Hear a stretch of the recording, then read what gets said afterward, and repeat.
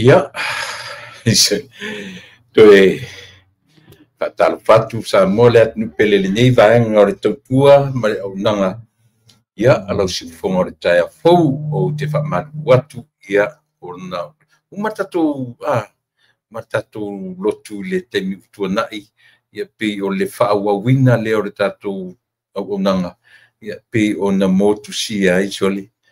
Se na o le pa bena fa so tangata ni tu inga me o le fai mamotu ia aiel te tununga sa mo o le tatu o nanga masani lava so ele o fai at fu tatu amata mas pei ona iai ia le o nanga ia staitasi ona o leana amata tu na le lapitai ia na motu sia ia na tautong fitia ele fu la utoe amtalia ia o fa wina mena o le ai se tatu pese ma se tatu talo le amtanga ia ona sa o amatai i le tula utunai ia na motusia le ia le la utoe fa o pe ia le tatu por kalame ma o nanga i le nesu e motusia la por kalame o le uti tala no atu i le tau iai le ne pe similai ia sa moa nga i le nu o le atua ma le peitaunga foi le pi masani ai tatu masani an tatu tala no masen foi ia pe a una tapena sa ura iai le temi e te vai sau o iutaia o sau Israel sau o Peru Jews Hebrew ia malea fo i le ngolisi Israel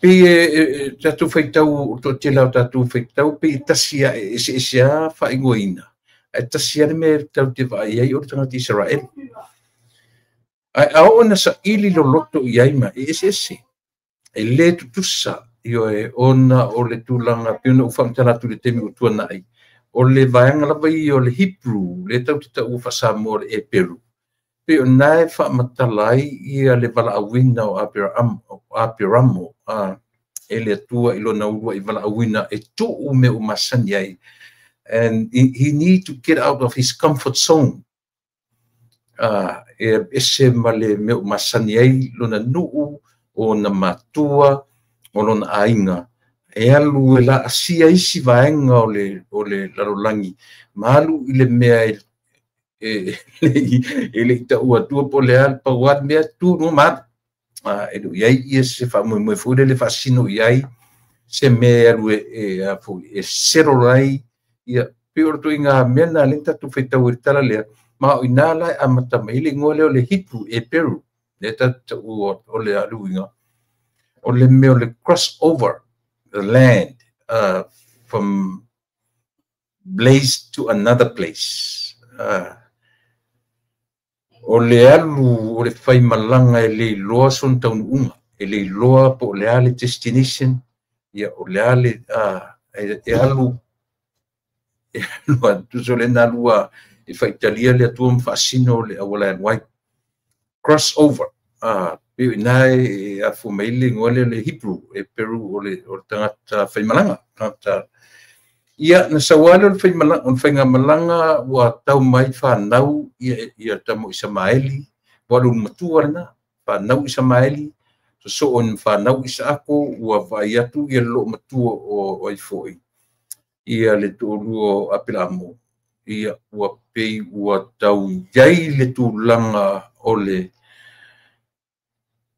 ale aise tofi o lantama ia tamo Isaako pitai ia o le winga ni no fia fa matal o te tala no mele o le atua le tatu te talitonu ia le atua le o Israel o le atua o Samoa le atua langi atua malana ia wa o le mea monia ana fa peni o au le fai mai ai le atua ua matua Isamaeli o lo tatali ale o saunei lo tu fa pe let go ia akara ma tamo Isamaeli e mawhainu ta whai atu ia la tu whai mai whai o eana whai mai mate mo moe mala o eana whai mai te ui i lau ana tu whai mai ni o mata o ila atu e tuli atu i se mai o matua tamo te mai o ila au atu le nei a tango nei la tu o se vai o Abraham e te langona ina lava ioe e matua i o tātou langona ina lava le le tarawhiangai. And that message from where? From who? Ioe. Pene sere tāu e le iar tātou tiru toa i mea. O le tāpenanga ia le atu. E matua ese a matātou so. E matua ese a matātou fo i Ia na ufat nei, wa tātou wawai nila. Ile nilo matua E mwhaiwhana tātou wai toa wa ai silo makua o leanga. Salai. I Sarah. Wai silo makua o leanga.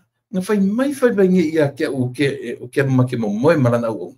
Ia whai la u whanau le tama. Ai ngā o whanau le tama. Me ia tātou te loai. O mea nei. O mea ngata i atua.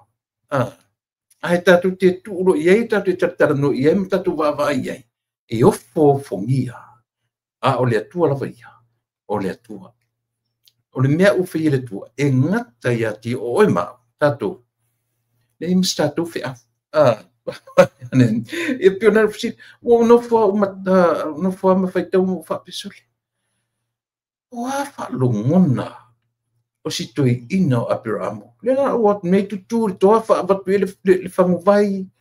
Le ese ia fo ese asini po le ase me pese sol fanua tumu ni uta aveni me ai mania tato tele lo ale o le to afa lolo au ina na manino ai e fa manuia Isamaeli fa manuia fo I na mo Isako Isako le na lo fa na Isako Iakopo e peru na matatu il feringa le tua ma Abraham. O I a Iakopo na amata ina maua le wrestling fu le vinga le tua ma. Ma Iakopo na whapena I le po atu afto afa mamuru au wala tarata inao. Na whai mai ai vinga, no vinga tatu vai whapeo se hitu. Peni meu na ivi mai le po atu afto afa mamuru ina wala tarata ina aure mea. Na pawar me tatu vai na le hitu e vave sola pe o mani malama. Tang vare te vai tau iai ma tongi ma tu iai oi to tonu le vai tau ngale. Na ela ngona ina lola I le mele tela no vai. Io fa pena lo tela no fa pena le vai tau ma fa pe o le meo le tatu te masa ni vai tau. Fa le ngona te ma fai te tau fai lo tu iai oi to tonu le vai tau ngale.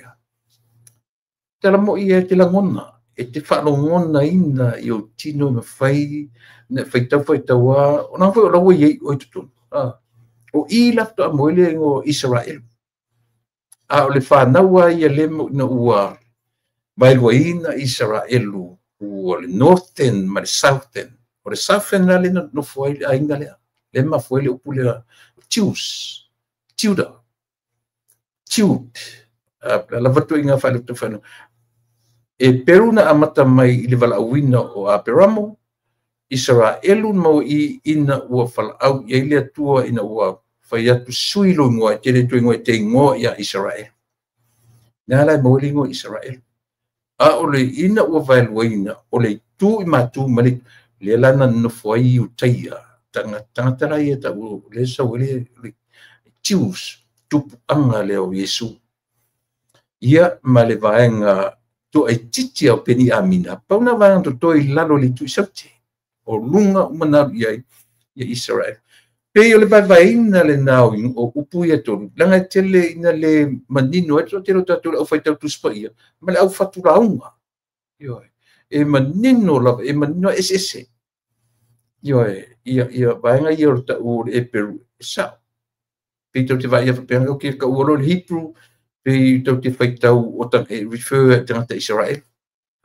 Tau te whaitau loa tangata Iutaia, o le nā o le Iutaia o le Israel. E manino ano na mawaivainga, e te pewhi o tātou Samoa. Pe au tātou whaitau iai mo meo ta maainga, ma le vaivaina o mele le whi o Samoa o le atu mantofi. I le to iaia se whawhia poto na te whaia mana ia to e vaivaina Samoa.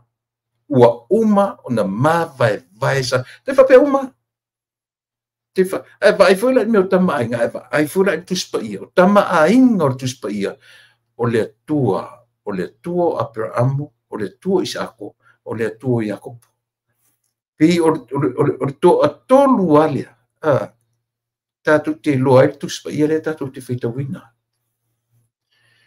e fiu le au popoto mal au ata mamai o tu spaia te fai sui le mele le mfanya na tu suia fa pena marta to o ai se fa fia poto e la tu fa pela sui fa vai sa mola sui la tam fai sui le amla o le manu na tangata ma ai ne ai le va ta uai o me le o te tano pelanga pe ale manino fo tatu va ai i ngoa no tau o le Peru o le Israelu ma le Iutaia Jews Hebrew and Israel le manino ma vai le me o ma le na vai na me yo e fuila le fuila de vesia ya mena no tu la i pe via o te la una wina ia le manatu le ale mio le tunu e aona tatu langa wina ia le nu o le langa o ina a toa le tuspaiato e wha matala le atua o si whiangainga o le atua whai whiangainga se lo ngala e se tuspaia ma tatu le toi whangaina tuspaia on tatu whapelona ia lea e sa o e aona tatu langa wina Palestina e o mai e whai ma se tete tasi o se tete o lewai ai male laro langi atu. Leanga i leise promise o ave pau ale tala lai ave ia promise ma i kasa o vaenga uma ia. Ioi. Ia ia le whasalanga o tō mai ana muana mua e o mai ile taimile nei. O lela whaklau tala. Lela whai mai u whaktai mai nisi i le Palestina o Amerika. I le mawhai ono whawhile muina le mele tūla i mai tono le ioi. Palestina ma ele o le fai atu le tātou pokalami e le mawhai na tupu ia o i tana Trump langa ioi o le tau tala matuspa ia ai ele o mea ia tātou te whioti atu i matana Trump leo wa matan pi e praise men la langi tana Trump o tana Trump leo o whatu porfile mutunu. It's a waste of time. Tala mo ia le fai atu. Ioi. E whapefu i tau na le ngalo mala titia, e tau te toi fo ia. Ioi. Tātou toi whaalongo fo ia Palestina. Leanga o le me o le tau tala iai ia le tuspaia. Ioi. Melanga e anga on tātou malama le mea ia. Pengo fiai o na o wina i tātou. I mea o lo vese. Salo e lo toi mau o na o maile o tātou malo. ia le talainga por to faya mo fanua tupa I machera ia e fa awa watu pena fa tu sa mo te fa malu lu tu la si o tele lo so le tele lo por la mena por me o to o vivela por malu fa malu so o fo a le nga la il ne to tu mani o ngama le o fia na mata me le so sape na ona po le so le teimi na sao le la por kala me mai ai le so sao ke le I ngalu atu aso ngafua yo misi foi le aso ngafua aso lua pa ia tu foi motu aso lulu fa foi motu ona pola le na sao ai ale fua o foi nei aso tu fa pena fo yo le si le ia se mesili male on sai le ia si on sai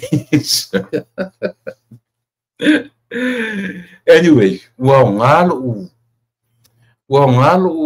fa le tonu foi wa ma welo wa no te mata live nei ia sabia ia malana pa anga o le so ia siri io morio mo wet fu ia por fitalinga fu ia se manu Perta ua foi la ia le mea lea ua na tala e moni ai le iai ni mea fui e onga na tala no iai.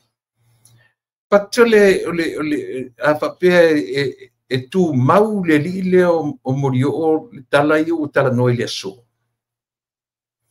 Nuto foi le a tala no tu tatu por kalame.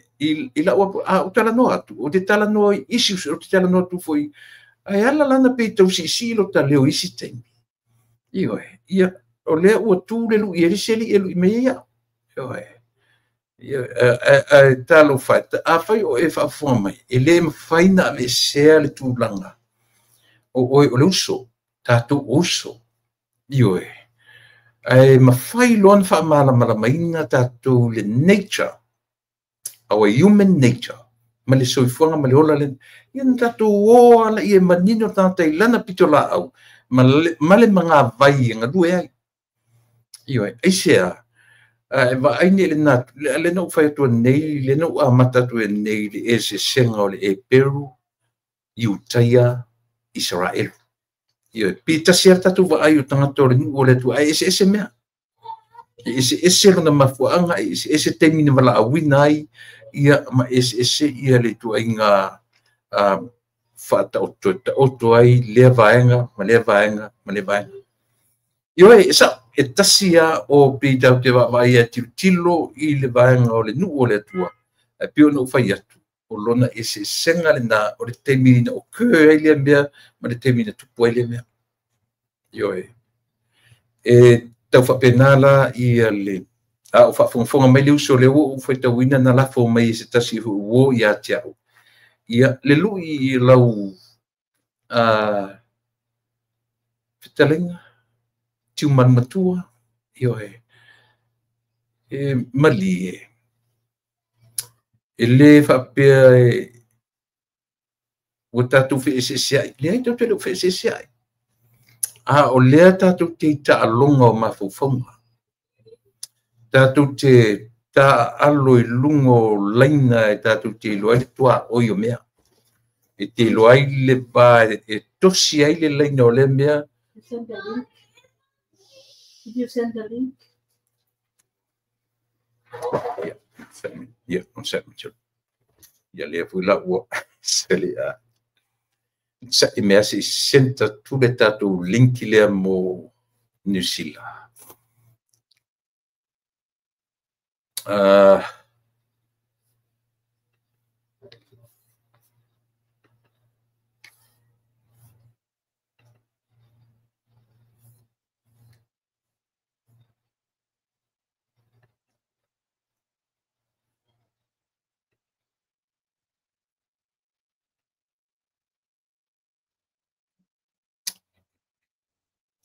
Ja, ordena.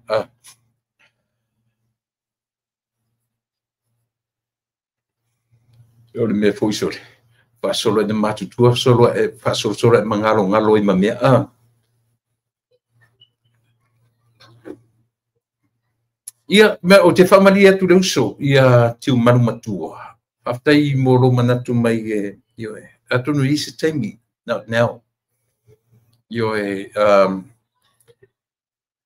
aftai o le ua langa yelo tatonunga samu ele o le tatou talanoa ele o le fai atua usau talanoa ia pe ele o ina tupu ai le file mu o lo ua tatonunga na wa ele se me o tatou vevesi ai le ai file mu me uma ai o winga ma anga o soifuanga tatou te le o le nu paia tatou te le o le nu o ngatai mea na o le pepese ma vivi le tatou te le lalolangi o le lalolangi pena e peno fai atu ele ai se temi ele fape o fetaua i le tatou anu o le naturo tatou e fefuri tua a tatou le fefuri tua a tatou le ese paneta e o lai tatou moni al tala le fai atu io mai le ai fo i se meo le olanga o ai le atu tele ne Amerika io te vai ai o kangi kala kanga kai ave il pleskenge Amerika ne o kaku vai na fanao so le puru i telinga fia vice-president na maliu momua le winga na no tala ele mfenta to fuaina fa penal so fane so fo mo olai tatou talia le olanga a o me o tatou ia ia orena io me le familia tu luso ia atunu isi temi tala fia ngai as for now io I'm not ready te tala noa io fai pere me o e finangalo ia ma le fainga o lo fai ai pe fai fi au ni e kalisia io ia al fafte le ua tau mai ia le pa masani le tatu au nanga ia si fatalo fat ia le tatu lami malole soifua malole onsai malole pale malole fatotoa i lautofa mo fanua ai fio maia lau fionga le lupe falele yo ia e fengta o le tapa au o le tangaloa ia la le lupe falele o le ainga ia por tapa au tangaloa ia po le tau fioli ia ma le to fia o tula fale ia le ta la fionga lupe falele o le fale sapune ia a fio mai ta por kala masani o te fa lulu atu le motusia na leila ia tunu e tu voi me o mo so wa va no te matamatai i le interview do sa ta tali ia ne yas ia ta mai ala u pai va mai ala to fam fatalo fa mai lu tatu nu fa fonga i le nei vaenga o le aso mane nanga ia ma lor so i fu tu la epa ia o mea tutupu e lau ta po kala melene ia so le alu ma le anga le masini te onu i tau uma ia mo tatou ia ai ia le tua ia fatalo fatu le mamalu o tatou pa anga masani o e o fa fonga mai po fele tafa le laulangi ta matina matutua i te tonu o maota malawa a fa pe fo i latou i te tonu maota ngasi o i latou i te tonu ai o tangata matua so se tafa lo langi Samoa, New Zealand, Australia, Amerika po fia lava le nei o ngā sami o lo o whapea vaenga le kelope o lo whapea na tau maua maile au nanga malo le folau malo so i fua maua whatalo whatu fo i au na tofia le tua i whai se au mo tau whatua nga o ia me se fo ainga sa pa tele mtapo sa so se fata whaitaulanga lo whapea na lato aswina li puai le ola mo tātou tangata i tele ni anganga ia lato maua le tala leia le tua. Ia, le leo maila ia whatalo whatu le fionga le opo se lilo ia tātou Samoa so se tū o le lalangi le fionga le li pāle mia. Lo whapea o na whata o tolia lo na ngase mautanga ngase mero moa ma lo le soifua ma lo le folau. Fia le anganga ina ua wheloa i nei le tae au.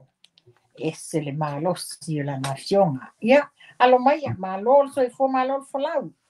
Tatou alo mai o poponga o mea o le mapo kalame o le lupe whalele. Ia, a wale longo puia lii o le tatou Samoan community, Samoa matunu mamau. Malo, whaftai. Ia pe o leo tau mau atu sa e asiasi le taita i o le tunu. Ia po le tamā fo i o le tunu. I le mwhanto e alo upu ia mea. Le mwhanto e iai o whalangina sa o ana ma upu monia i o e. I le tulia i ne whapeo si a whea mto ina e o le tamā o le tunu o le taita i o le tunu. Ia po la na fionga i le li pāle mia o Samoa. Ia whapteo le pela o mawatu a tue mo se a pima ni ta amata mai i. Whemitara fifia. Ia, le asi ta mai o le asinga. E amata le pokalame. Ia. Whapea fuina mo moli alo i mai alo whaanga. Le fionga le li pāle mia. Ia te oe ma le whantua ma le ainga. Ia me te lao to a telo tatou tangata o tatou atu nuu. Mai se ia o Melika Australia e le o mawhaina i nei ia mātou New Zealand le o mawhaina o atu le maotanga se ngase mero moa e whapiena siasi ia ma whailoa i atu i le fionga na li palemia lo momoli mai o nalo whaanga. Ia o le tae o nei e ese le maa nai o le hafo i le a singa le se singa atu le e o le whalmai tele mero moa sa maa iai ma le tama le maloria le fionga i le konsula ia a whemata parsalue whapo le lua. Sa taunu watu o lo iai parsalue te tonu la sa whale la fontanga ma le fionga le li pale mia. Whape me la mo whaisi umi o iai ia la fionga ia a whemata. Anu no si tama sa mua le te tonu e te usa. O tēna whātu whapea mai le fionga le konsula. Tupai. Na tau atu lo o wa velo sa fafo se vat ai. O e sa fo I whapea. Ai I le mau atu le mautanga sanga se nele tae au. Ma te tungu o tua fafo fai te to ai e fafo. Ia. Ai na mawhai ano o sa o te tonu ale no fo atu fafo le mamalo le atunu. Ai whapea mai la se tasi o tama whanau a Samoa o lona suafa o tasi ia o whafonga mai na tusi lele ia tasi le afo le ingoa tapo kalame mai e whanongo pia I lona tina o mata mai ai e fia mata ia ele umala na sifi ia na tusi le ia whafonga mai ma loa so e fuatasi whawhetai le au nanga o e whaia o lo whaatau tai lea o le mamalu le atunu e awa wai te tonu le fionga le li pandemia. Ia a o lesi foi potu. O te li roela le to te le foi tangata I lesi potu. Ina ua fio maina le fionga konsula ma tala nova mai ia. O alu lo o e wawe mai mo ta watu oe. A te wa sau tasi fai mai. Tupai. O fai mai le fionga le li pandemia. E te ono sai me ele lua mata upu. A se whaate atu mua ia. Ai o nisi o lo nei tu malo. Ia whaat lele na whaian whaatatan. A te sawa mai nei le mamalu o le atunu. Le sai te tono le sipoto. Pe mau e to se fulo lato. A o te apea mai o le o tangata. E matua le tangata. Malo so I fotu pai. Ia na le wha malo atu lava iai.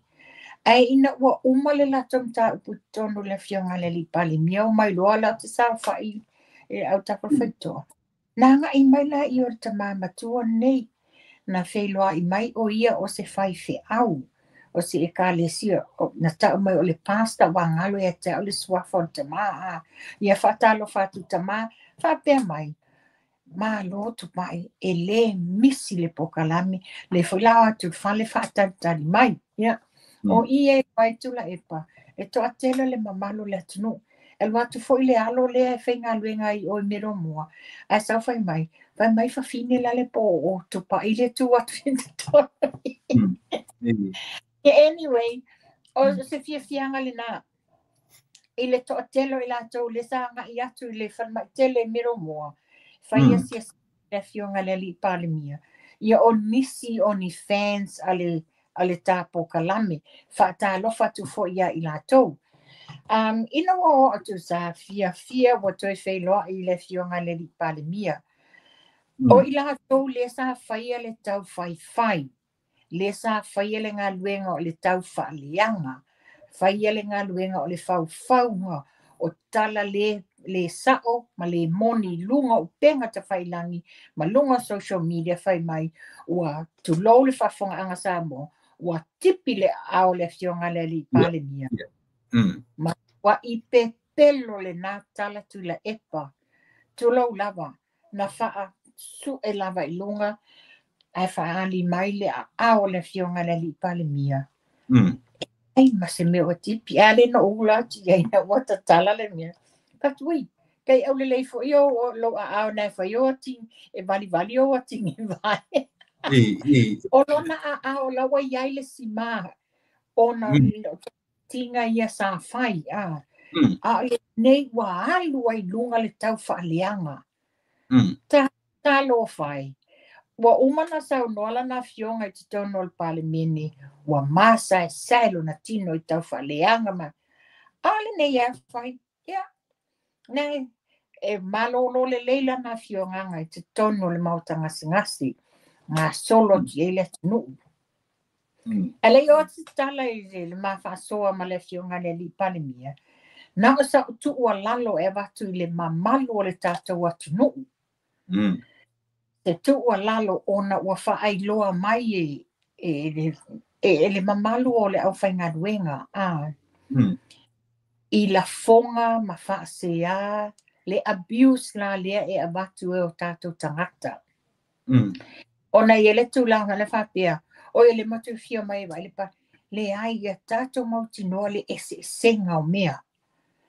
O I nei, a o oloa I tau o loa pe o le fionga le li palemia e te le puipuinga security le puipuinga ona o le fionga le li palemia e puipuila e le mawhaina o to fia te tonu mana tua o potu nei na mi tama I potu e le whape o se big lounge e mawhaina o mai se to o se fulu pe se to o lua se fulu ia tau alofangia ia tau alofangia ia utanga ia, ma whapea whona tato respect I tiute le au whaingaruenga lo whaatino.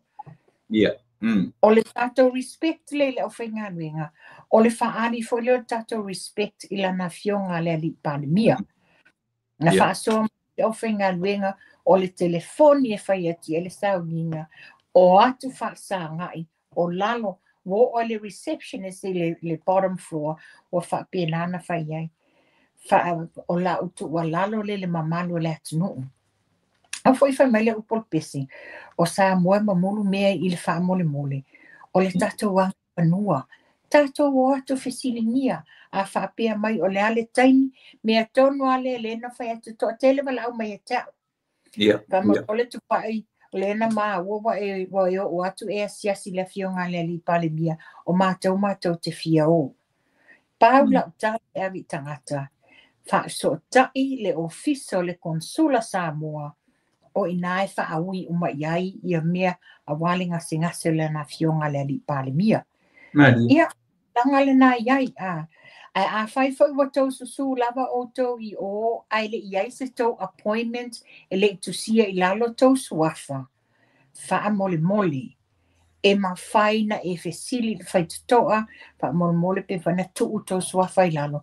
O lai wha soa mai e tonu, o lo I ele tangata ma le security tonu. E la tau te wha soa mai e tangata. Ona e moni o le fionga le li palemia, ai te tau fo ina lava lana malo longa. Iai taimi, pēla o maa uana nei. Na tu ia tau le whaitutoa ua o atu le la o vaenga le physio, e ave le fionga le li palemia e whaila na fisio mwhaasawali. Le lana mato wha mawai e loa, tu u lewa no e tamai tai mali I fō mai, e whai e ia lato a tonga fitinga. Ia na se tua lalo nā tu la epa. Ia, ai esele mānei o le mawhaasoa ana nei Mane, malama mane. anei el whaasoa. No whai ati e talo whai a oi. Leo māua le tala toa te le efe mai tupai i oi. Ai o le mea lea. O te whaafetai ei foi. Wa maua lo na wanoa. Leo wana alita o te oto mamalo lo le lei o. A wanga solo atu le mamalo le atu no. Ma whaasoa atu. Ma whaailoa atu. Ia mea o lo tutupu i nei. O lea la ua malama i le fionga le li palimia. I le tūlanga as pei o mātou diasporas i nei New Zealand. O whaafita uli o lo o whea ngai ma tangata nuu sa mo i te tono New Zealand. Ia pei folo tūlanga o le sitsingi le wa maua. Moni le wa whamanu iaina ia tātou tangata mātutu o le sitsingi. Ai o iai fo i restrictions. O lo iai sa e le o maua le mamalu o nai tamamati nā mātutua. Ia restrictions nei. Pela o to e ngā mea ia pe ona sa nola fianga le li palimia. Whaafetai wa a vea le ta oto le tulou le whanma i mero moa. Wa ngā solo tuai le atunu. Ma whaalau i lo atu te leo whaafita uli ma mea. O ia o le tai o Samoa. O lea la ua tanga i iai le fionga le li palmi. Te le lopo e maua mai e tula epa. Ia? Ia. O se homework le wo sa ni mao. E ti tilo i le Treaty of Friendship. Mana tua le Treaty le of Friendship ma New Zealand. E le tasi ono lua. Ua fia nei tausanga. Ua ova le onos fu mon tuk tausanga. O le ani mea o whaatino ina ia le lei ele au nanga New Zealand mō tātou tangata i te tono Aotearoa. Nei se whaia iai. Ai, o te whaia le upu lea. Te lola na fionga le li palimia. O le fionga le li palimia le malolo. E langa mea. Whaama ite mea. Whaafetai la o lana whaama ite lea. Le la to e revisitai le Treaty of Friendship ali tātou e hainga ma le wāo New Zealand. Ona titi, wa old, wa history, wa tatauna to e ti tilo po o ani vaenga o whaatino ina ia mauai le te mau ainga po o le lei mō tātou tangata anu Samoa le on walato no fuie ne i Aotearoa. So it's really good. It's something that's really good. O tātou te tino iai. Nela o le wa wha taunanga le fionga le li palimia. Pe o le road show le sa o ai lātou I Samoa. Sa au manongi mai fina ngalo I tūmalo te tasi. A o lea la sa fua mai I tai manisi fo o tangata leenga wenga malope o mātoa. A mai o e whai mai le homework, a mai le tau opinion, what needs to be done, what needs to upgrade o ani me whaaleleia a wala le soifua manui o tātou tangata nuu. Pela o le titilo iei, a tu ua le whiasao, o le Treaty of Friendship le nei. Ta le tauna ieni to ieni visa e o mai e tātou tono New Zealand. Ta le tauna to ieni tātou visa. Ale mele ye nei. O California le mele ye nei. Wa tele nai a inga. Wa teu lava maliu ele mawhaina o mai. Wa teu lava maliu. Mana tua fo ile taimi o le COVID. Pe o inga le sa switch ai loa le whainga o le apply online o visa e malanga mai e tangata nei. Au atuala le aso o le la a teu le maliu ele mawalo visa. And so be ele maua. Pela ana mai tauina. Wa to tele le malo le tunu wa teu maliu ele mawhaina na saofia mai nisi o whanau I Samoa. O le lawa umale COVID. O tatau fo lana iese swinga. O tatau na iese swinga o visa nei. Ma o tatau na iese tu ainga e whaafai o fiele whainga o visa mo tātou tangata mai Samoa. Lela te whaafai. It's a big homework that I'm going to go through this weekend. and get some data mai tai le mātou tanga wenga. Ia, o le saunoanga le fionga le li palemia.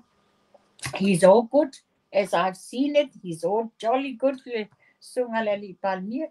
Yeah, ne lua au na au, as if ele se mo tupu ai fa mai lana ia tala. Wow, ngā fo le whata oto lia lo na ngasi. Le o mawhaien, he can look into the way of living. Le iei ia mātou nei diaspora si tono New Zealand. It's something being o ia o le tamao le atunu. O a wala ne ti loa ia. Manatua, Paulo se teimi mua. Ua amana ia le sao o tātou diasporas le fafo mai o Samoa. Ono le o le vaainga le fionga le li palemia. E le aise se ngō tātou Samoa iei fafo ma Samoa le Samoa. Tātou mai tātou e le saunoanga le fionga le minsta o tupe le sui minsta, le sui palemia. Lua afe ma le... Lua afe lua tasi lua. E ono afe, ono miliona, sorry. Ono se la miliona le tupe o le sa atu e tātou, the remittance le watu Samoa. Tau le lua tolu lua wha, over fitu se la miliona. La mena wa e nele lua wha lua lima. Wa iwa se la miliona. Isi miliona. O le me tonu la le tō ale pulo i le fionga le li palemia, ma le whinga malolo tu lai mai nei. O le whaata waina o tātou nei fafo mai ma Samoa. Le whaala titilo ia i le tūlanga lea, o ia le tai o le atunu, o ane whaale leia ai o nā tangata anu u lau tele Samoa, o lo whaapea na nofo i fafo, sa atu le manuia mo tātou Samoa. So that was really good. We had a very good discussion this morning. That's good. Mana. Malo, whaftai. Ia, whauau. Pele, sa no mai o tu lapo. O le tau o le mele, si ka koe visita i le melenga e au mai ele na, le pepale na whaalia mai. Ta fio lai a te mawhai o na negotiate le malo le olo iei nei, a mawhai na tūra mai se visa, free visa mo le atu. Let's finish up. Tula e pa, pena o whai atu. O te pai ngoa inga le fio ngā le palemia. I o la wawai ole, e langa mea. E whama i te mea. Ai, ngofu fwoi ma wha winga sao. O mo le tai, e mai fwoi wa uma awala e whaale lei ai au o nanga i tono Samoa. Ai mai se lalo na whaatawa na o tātou sao tātou ni diasporas. So he is thinking, okay, what is in this treaty of friendship? And how often will tātou visit the treaty of friendship? A o ani mea o loi tu tonu I e maua se manui o tātou Samoa. Ai lea e o whaatinoina e whainga malo New Zealand. Whaisi te leo, unai whaonga, friendship. Whainga wo. E le mwhainta tō la sier whainga wo, a tu tongi I visa e mwhaatalitari visa e whio iai. Winga whalea matele la le friendship le, ai whawhetai. Pea whapeo nā ua tau iai le sila ia mare wāwa ai fo I le taitai o le atunu. Nala uru tala noa. Yo nei peo nei upu a mata nai e whai maoso tatu I le nei lima tau sama. Nā so whima. O e septa watu la epa. Ai mai se foi. O nei le tae au. O lena wai atuai o sau le māloa E.T. Tau Alpini. O le fionga ia anai. Le foi lana matua I saki mai anai I le mea lava nei o visa. Which is, again, lea la tangai ia le fionga le li palemia. He's gonna go through the whole thing and he makes copies. Which is, yes, o le mea a o manuia New Zealand I o tātou tangata. O ala wala o lo ta mai to ton wal fe au le Treaty of Friendship o fati fallinga mai ato filau sau ia tu la epa mai le fia se fulu tau sanga o iai tu la epa iai ua mawhai no ia visit i le Treaty of Friendship ma mai tau ina o ani mea ua mawhai ena wha le leise au nanga a New Zealand mo tātou tangata no le i mawhai ia o mai la fionga sa wha pito ia fia mile ai ala ua avea le whaatafa ngase le fionga le li palimia o wha pena lolo ai a apa le titilo o a umani me wha le leia ai ia titilo fo iai o le mea lo i ele tātou ofisa nei i le ofisa o le konsula Samoa i mangele le taulanga whaatau i mangele ai o le mea sa iei mo le ofisa o tu ka foa ele no foanga le i kai i K Road le pena fa tu le fionga le li palimia ne taia mana tua o tato ta maiti tama fa na wasa mole o mai tono New Zealand fa sipi ya o tu onga e tasi tau sanga no foi tono le hostel no foi provide le e o malola na tau sanga le na e la pasi to fa wow pe a fa yo ta maiti o lo sa o ta wina ele fa alo ia lima tau sanga ia e una tau sanga mo le hostel sa ili loa la ia o se apartment o se mea no foi tau la lata i le investei dele tanga na wa sua tatou atu no ia o nisi o whaawhaingata na maua ni no foanga no foi ona tau o rent and all this pela tau maua tuai man no fo tau maua tu yo latu ainga e tau savalia i tai le investei le onga le na tu la fionga le lipania te le yo le nei o le nei no foanga a very central i K Road ai Karanga Happy Road fa fo wina fa yeni apartments o ata mafana o sio tato o tunu ule mai o tau wina tau o sa ili solo ni meno no foi give fa mama le tatonga le rent ai na ia centralized o le no foanga it's a prime land i tai le taulanga i New Zealand i Auckland o le tana iai ia tanga i le fanua lo ia le fale o le fionga le li konsula o ka se fanua fa eka ai na le lua fale le tu ma le pito ai tu ia no fa fetai le fionga le li palimia ona olona ngasi ai te longa e umata liu i Samoa uma le budget le whainga malo toi foi mai whaenasiaki ma ana tanga male pale mio o mātou nei New Zealand.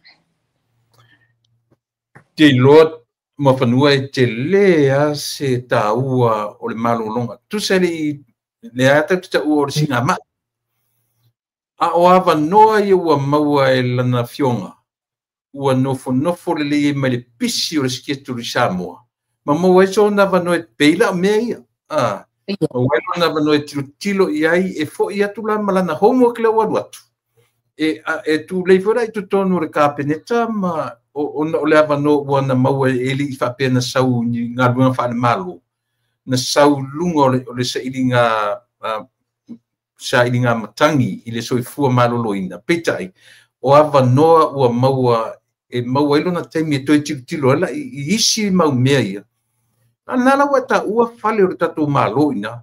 Lona winga e se pat Samoa e se no fangale no foi ia le konsula e se le si fale na ta ua len fa pentu e fai ma warehouse o le o mo o loa e fatu Samoa o sa e tolu la fale e fa so tu sa e se le vai ngale o ta hule na tu o fai ai le for le export warehouse okay SAE ma ngele se sa o lo yele no fuanga o lo no fole le trade commissioner ka pele tato tula ia o le fale le I taulanga I whaatau I mangele o lo yele ofisa o le konsula ia e leo sta mai ofisa e te le sa e se lava le fole fale Samoa le fai ia tu whatasinga ma mea le atu no ai se lava le me lo yele na ofisa Ia male mele se mo molo office ai tai K Road. Sole. Le arte telo ia fanua. Tu sa ole fanua le nyele no fanga le fionga consula e fa eka. It's a massive land. It's a massive. Te lo foi la ma fanua. O le si me masani la foi pisinisi ia me se pone tu. Tu inga land fa pena. Ale o se shopping center piorai. Ale o se shopping on apartments. Ta sina income le layer ta tumaro. Pe fa pe mfaina fa tanga tu inga mena. O le pure to ni apartments I fanua ia. Na rentela ia ale rentela tanga to tatu no ia pe open the public. Pa tu ito. O te talito. Lo o sila fia le la fionga le li palmi. O tato tangata folau. Tele au fai pisinisi e malanga mai New Zealand, o atu I Australia, o atu I Amerika, o I Amerika Samoa, e o mai e watu alato oloa. Watu o mai. E o mai te tongi fatal malo no fuai. O le leila, o le mele, yele le fo le moto, o le consula. Tele, a fai ni Airbnb. O le ale mela e o solo ai o tatu tangata sa ili ni fatal malo. Nga no mai a le wha mama a venga. E whai ngō fie, e central, e lata mai I taulanga whaatau, e lata o tahu, lata papatoe manukau, and Mangry. You know, it's a central point to all the shopping center whai ngō fie. A lata o pisinisi ma whaataunga, e toi avi Samoa. Pau ale mea folele ia o ina foi tatu tangata. I would take advantage. I tu inga va no fa pe.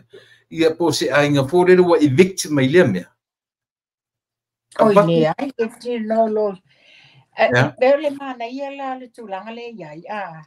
O ani ka manianga I tonu I awa o tatu tangata wana no fo mau I nei. A ono foanga ia lo o ia ele nei. Le ai o fai ese tulanga a wala tatu tangata fe malanga I mai Samoa I lungo pisinisi manifontanga me pena te le ia pe ona faso me le fionga le li palmia o ano ai longo o mausa malo longa ai fa me tupai te le foi le au ngalo lo fato ia te tono le mautanga se ngase miro moa o mapai aina o maua ia le ata le au te lenga o le tuainga anga le iai o tatu tangata ese I te tono a te roa. O le nai te no fo ni. Ia uia tu la epa o te ese mai mata fia mata tanoa e ese le awala le atua. Ese le awala le atua na a maila na fionga ona o le sa ilinga malosi o tino I ngase. Ai o le wa he's killing 2 birds with 1 stone, or even how many birds he's killing with 1 stone. So, o le mena o sa ilinga malo, e o lua lava sa ilinga matangi o le malo silartino. Ia mawhai sa ilinga malo, o le nai te nofo I au kilani. Ia pe au kilani na o lo o iai whanua I o le atunu. Nā le umi taruna iai nei whanua, ma nei whale. Well, leva tausanga. O leva tausanga no fuanga le tai K Road. Ia e mo e fo nei I mangele taulanga whaatau mangele lo sifi mai ele official consua. O no tulanga sai tai K Road. O K Road. E fonga fale. E fonga fale le tai K Road. A o lona lave ia K Road vai tai milena. Ele ni pakata vali. O au ia taini uma o te alua I tai mau ki ngoa lava le mawala o ticket. O ngā whulalingi e umina e whaatali sau mata upu e te sau lalua mawala o ticket. Awa mana ia la whanga whaule wa iei nei I taulanga whaatau I mangele. E lele ka paka I lalo. Ia not only le ka paka I o le compound ale whale o Samoa. Ai ia le ka paka across the road. Tele le paka no whanga maua le paka. Ia o inala ia mal no whanga le ia nei le le wo yele mauta le fionga konsula ma le tatu trade commissioner ia manofonga fata wale fanua le I o tahu o inale na fa pe fa waila le fale le o le export authority ia o mana tua foi ele taimi le tono fono al palemene le na lui mai e fono toi o la le me o fai la fatuan pai matatitia ai sole o ai na pale miele fionga laudi na taimi o le taimi o tofi lau o le taimi o tula epa le sauia le fatoa pale mai la na fionga e tangai fa fetai la na fionga tinana ngase ale nei la mai tapena ne I ono lea sa ili me mawale lumana I o tatu tangata Samoa. O te lola o se oso le lele nala na fionga o le apo I mai e singa mai lea. Moni lava. Ua iei se keim. Lango lela te whanau no atu. E whanua. Amu ia li o tau New Zealand. Amu ia o tau New Zealand. E se la mele le maota Samoa. Foi lea, le fale tele le tele fai mea Samoa. E se me no foi po I foi le no foi a le consul. E se lava le maota o consul. Le maota o consul e lungo le fa eka. Oka. Yes, it's a massive. One elephant o consul. Ma mau tuole me elefante. E mua o tex pe vili. La tu le fata e tala mai o le mela elefante le pa. O whanua ia, o whanua leo fōa I mo Samoa, po whatau Samoa, po da, po yese mo tole le lisi to da. O whanua o umana whatau. E iela po te tonunga ma whanua. E fo I nei le li pale mia ma se game plan o mea ia. E fo I ua te loa le atura I mai ia se whaongaina o ele ia. E mor tatu atnu. Mo Samoa ia pe mo foi se inka ma Samoa o tata ele me alofa I mo me tau fapisisi tau yo mfai ona mo ile ngata no foi tanga Samoa ia to tongi foi ni rent por ela você tu pe kwa le vanga inga fangua ia mana tu para pe no fai atu nessa no e fono toi te tono palemene o fai nei fano sole ia la e fisiri ngai o tosa ia il fai ngā mano le ia abuela ni o ia te faftai e mo per moni ela sa noanga te le so le fionga le li palemia e alu mai e alu fia ona o te langa lo ta pena fia I loa uma fa ma popo uma a seta le malo o le ta ape solo I nei Well, te inga le mela yele le official le comsina le Lloyd Wellington. I'm not quite sure por le mele. Pe o mana fatau fo le fale le na. O lo yele le la Lloyd Wellington ni. Le yele official autu o le comsina. Kwa le lady. Kwa le lady silonga ma fai ona maua va no ai mesi la vole metau ele. Ia, I sisi vaenga tā ana whaasoa mo le atina e lavo diaspora I totono New Zealand lava ia. Peo lana whaasoa le nā o se fifianga ia le wata tala tā ofi mai loa ia le toi ngā mea whai. Ia, ma le mea la leo le tā pena a wā uma a seta le tātou whai ngā mālo o lo iai nei. Ina ia maino vai e ia po ai le vaenga o le alato ngawhatau li maina le monitoring ma vava ai o nei aseta ina ia whaingo fia le flow ia mea fia le nā wa ta tonu mo e la tala le tula epa ai wa over se furu ma le fien tau sanga e le I o ieni su enga mani mea le nā tau langa Malo, nei whaatai. E inisi mtau putau ina di batua mtau pune Ia pe fo yo le no maua mai o e sau noanga ia mai fea ia nga ia tutulanga le wa manatua o le nei tangata o mai fea le sao na faia mai ni tua inga le manuia sa ona lafo ni la fonga le manuia a nga i le pulesili o le ofisa o whamasinonga. Ia. Pai oni la fonga e whaasanga i le sa avea ma fonga whetalai. Ia. E ni la fonga vale whaasea ai whapea o le nesu wafa o le papali i o whaatupu. E le ai lela o batua manino la vatu le patulau la vā mes. Wa le tu sa i ma le matu o le nei tangata o mai fia. Wa whaapai o ia o le whai launga. Lena amato i leanga fo ena tua inga.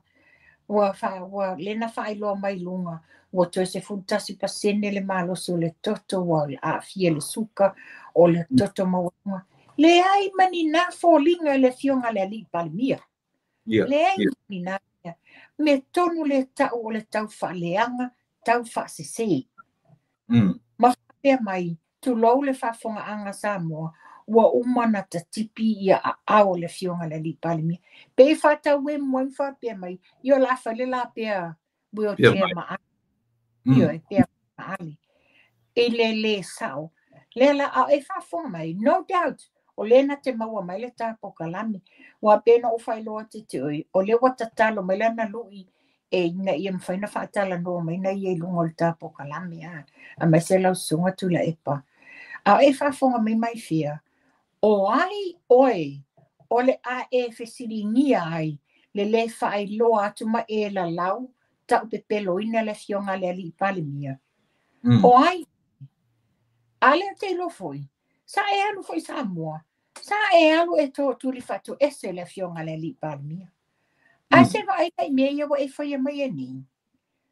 O matoi e matua e te lau o tangata whai launga. A e te le ma whai lana e sa wali i au upu. Ai se ai e lo tau whai i susunga whawhia ngainga. A le e whakasa mo la tō whatua. O ai o e whai e nei tua inga le ma whau. Sa o lo sa no nga sa via le na watu lunga langa po kalami. Fa e lo ele o se matua lofa o nai fai fe au lo watari. O le fetiri la. A o ai le lato e ina. Tali tangata. O le tamale o le fai fe au le po ai lava le ngo o si fai fe au. Si tu lo le fai fe au wa fia fuolon suafa. Ai ona o le tu langa le ia mai fia. E sel matanga. Wa esu e sue. Wa esu e sue ma e whapea mai. Wa wala a watu tangata ia te oi whaamaonia. O le tangata lena pu eina le ata le whainga malanga mai ali. Le fionga al palemia i le tae. O le sana malanga mai ali private jet.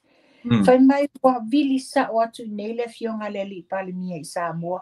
E whaamalo e tuli tamai titi le malana ngā luenga. Wa ai ai lo tape pelo. Lo whaitala wha tupu. Ia alo i ai. Se taimi tau nu watu le fionga le ali palemia i Samoa. Ia na whaile ni tau whiutanga inga. Langa wa maa losi tau whaleanga.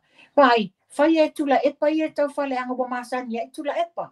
Because o tula epa a le mawalo le mema na oai. O langa au penga lea. Whaleanga o pai, whaleanga la whai. Maa sani e tula. E ola te fia whataita i ai oi. Wai, ele sau tula epa sefe oi. Pe hao na tongi oi i tan malala. Ia, orenga. Le te tau whanongo atua o leo ta ototangi e winga i ia mai whea ma sa o whanongo stasi o Purkalame leo so ia natu ngai whapea mela natu nau umang ta oto ia le tangi pe umar tangi ia le sunga i le pari na ua ia mo le siri o mukea ia wala te tawai pe fai wa fa ulu se tangi ele fionga ale afo le polisilia le ofiso fa sinonga vai tangata o ina o tangata o lato tamadi yanga o le nebo e fa aleanga ina ia o ai o e fa ye nei tulanga wa pe o tama fanga ngi sa e au na ma e tau tua ni matanga wenga le malo Samoa ai me se fo i fa foni a o le vai fa ia me vai a o le fa o so atu o ele si pulo wa i kule o pulotu ma le nai o ti mai au stadia Le la wasa wai fo tau su e nyanga ia brownie points nye ia mātou New Zealand. Le la maua mai ei o le mai fea. Ia. Ioi. Sena la fo meta te ia te ura na lu ina o mai ia te umate ia pe le o fa ilo atu lumanita po kalame ile uso. Te le o tali ina stulanga fa pena ile te minei. Ona e onga na mea langa sole ia o foi o le fakasa e pele le tangata e fakasa na e kalisi. Ai mai se foi. Tatia o le au whainga ruanga i o le au whainga ruanga. Pe e fakasa, pe rot patpati, pe mamona po o le au whainga ruanga. Eyo, o tata te tofi u wha uwina. Lato whaire tala inga o tala lei. Sa ta whapea la ta ita, e whatu sa tala. O tau tau, ai au foi ana nei. O le to ina le tu le e pari. O matua le loa to ina spela le me ta ole. Halu foi le nei aso le ngate na no fo mawha leanga mai malana tama foi le la po kala me ole. Ia le paketi ala tunu lo fai nei. E tam fai ato ina e tau whamatala mai foi le na ia wa ai wha accountant. Ile o e ngalo isto ina. Ua old school ana e tia. Ana me ko kia e lo. Ia, ngā wa expire. Wa expire na me ko kia wha an accountant. O whainga fau ia ua whai ai tu inga ilo tu au ngā na mei wha pia na tolu wa mua tongi na e talaf. Ai atala noa la to ina tongi na e talaf. Na la to whai ia. E fia se e talaf o mele malo tu tonu o iei. O le ale ko inga me ko kia ma le format. Na la to tongi e talafu ilo la to vai temi umina iei. Ai o mai ina ua sui le malo o 1 tasi ma le 2 piliona. Na tonu lamba. Le ai ei masito e ava no e to fai ese long o tau fia long ke mina isa o sa ole pese a tamitio matu sa vai o over the limitation le me Ia o mantua tula e pa. O leo tatu loa lava meto tia ale neito e inga o sa ilele. Moni. E le mana o lava sa ilele e whapea a mea wa whai e se mea sili atu I lo ia. Mea foi le nga ili tata whape le fionga le li parimia ili la audi al mali e toa. O no le a, pēr no whai atu foi. O la audi ai al mali e toa tangata e langa mea, which meaning o le tangata e wha ma ite mea sa ili mea manui. A o lato, na le no nofo whaonga, uma whaonga, pule lato I tupepe o ni lato tino. Le o te letari ina lau tala na e sa ili mea foi lato. E sa ili a mo lato wa. E sa ili mea le manuia. E sa ili mea le manuia. E sa ili poto le anga na o lato. Na o lato. Se senga lale na ma le fionga le li pale mia. E sa ili e manuia I sa mo lau teli. Ia. Pe a fua na le taimi pe o taimi ale mea tilo iai. Mena te ofo ai tangata I muli iai le chapipi manato. E le ova ai le umi. A fua I le toru se futau sanga, luas futau sanga. Ma mea ia la tu te pepese fe mai, o ina whaia le mele hi chapipi, o ina whaia le mele hi chapipi, o ina whaia le mele hi chapipi. E whaintonga ngana, I tula e pana na fila po karame. Peise mea fia, ai a fua la ile umina nufu, ma mea la lo tule me samo, e le te tawhia ngai. O tu aina le ke te toe ina. Whaia le le mala, it's I, me, myself, ia wha uma e tula epa. Na le I, me, myself la wa. Wa, tanga I whale iai, wa le whai maina ia. Ia o mea uma ia na mato whaia lo whalwhinga malo. Tau te le I whaia, le launch, le na whai nei I le asorulu. Say no to drugs. Why I'm saying that tula epa. A tato whalongolongo between the lines I le tautalanga ale ko mesina le malo Australia. E a mai manino la le speaker kom sina. Ina wa whainga palota. Especially thank le fionga le li palemia. Ma le tamaita I sui palemia. I le sa malina o atu lato wheloai. Le alai e fua mai ai le launch le na whai. o le tanga na sa vali la fionga le li pale mia. Talo sanga priority le saunga le mua sa mua wasa saufa afi ia fala au fasaina. Le la ia le launch le na whaine le asalulu. Ia. Le tau tino lava e le tamaita i sui pare mia. Ia por sunga i le mpola. Na tula ina uma na tala noa ma le konsula e por le ampasa Australia. Au le whaia le paru. Ia. Na tala noa ina la mta upule. Ia leo fitau ere uma whatautonga. Ma ua tali atu Australia. Ia. Ua le vala na ia lea vai. Ela tu tele na pepese a me o maurunga le aisa. Pepese o maurunga fu la fasaina. Mana tua tula epa. Ma fai un fatino ina. Mana tua tula epa. Leva na vevesi le aisa taimio tula epa. Yeah. Yeah. Na oe fai raids. Raids a mai tupe, a mai drugs, a mai fanga. Fe o ave ieina mea. O fe o ave ieina pe manama mea uma. Uma so o mai le fai ngā māloa. A le fast le sa taita ia fia me. Mantua le i o kirisimasi tau sanga lente ani. Lena sau no mino lava le fionga ia muipola ana rosa. I te tono le fontanga al palimini. Lena a vatu le tusia matua tu au. Nana o miele sosoani. A vatu le lipoti i le te leo le a fianga le atunu i aisa. Mea o lo ngā osia le aisa. O e o lo lato whaia. Le a fianga i tinama whanau teine and all this. O la le tali al tato e le o ngā onga nā mea. O whia o iai.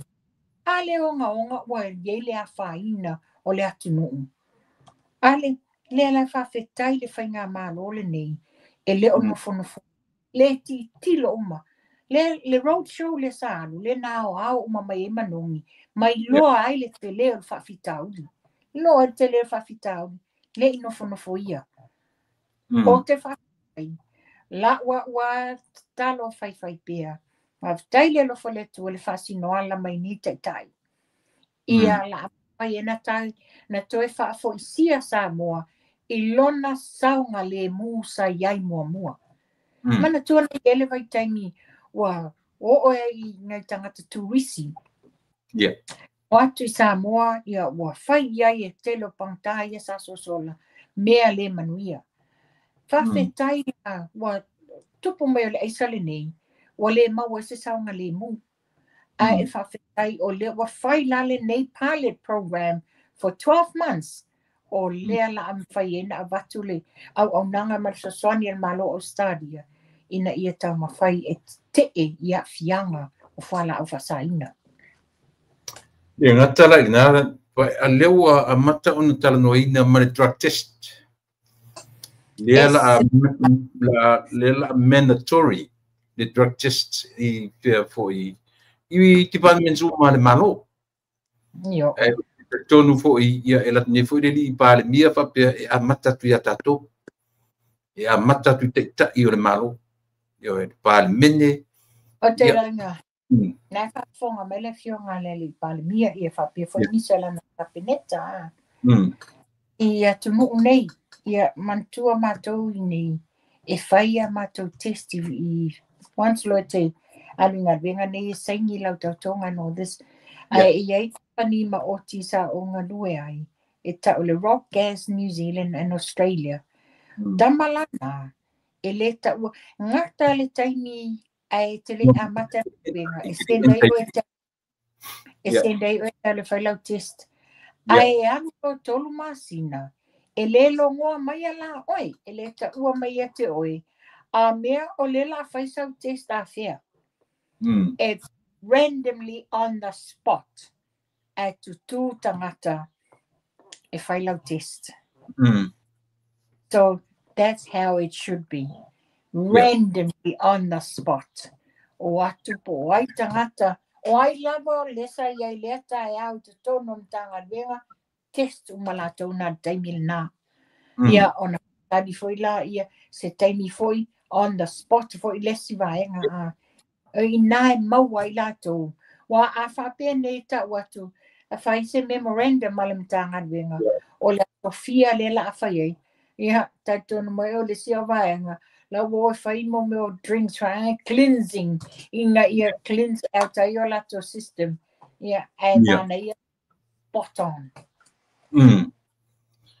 Ioi, e tāua tele, o le mea foila, e le ngata ina mandatory to tonu o mtanga duenga le malo.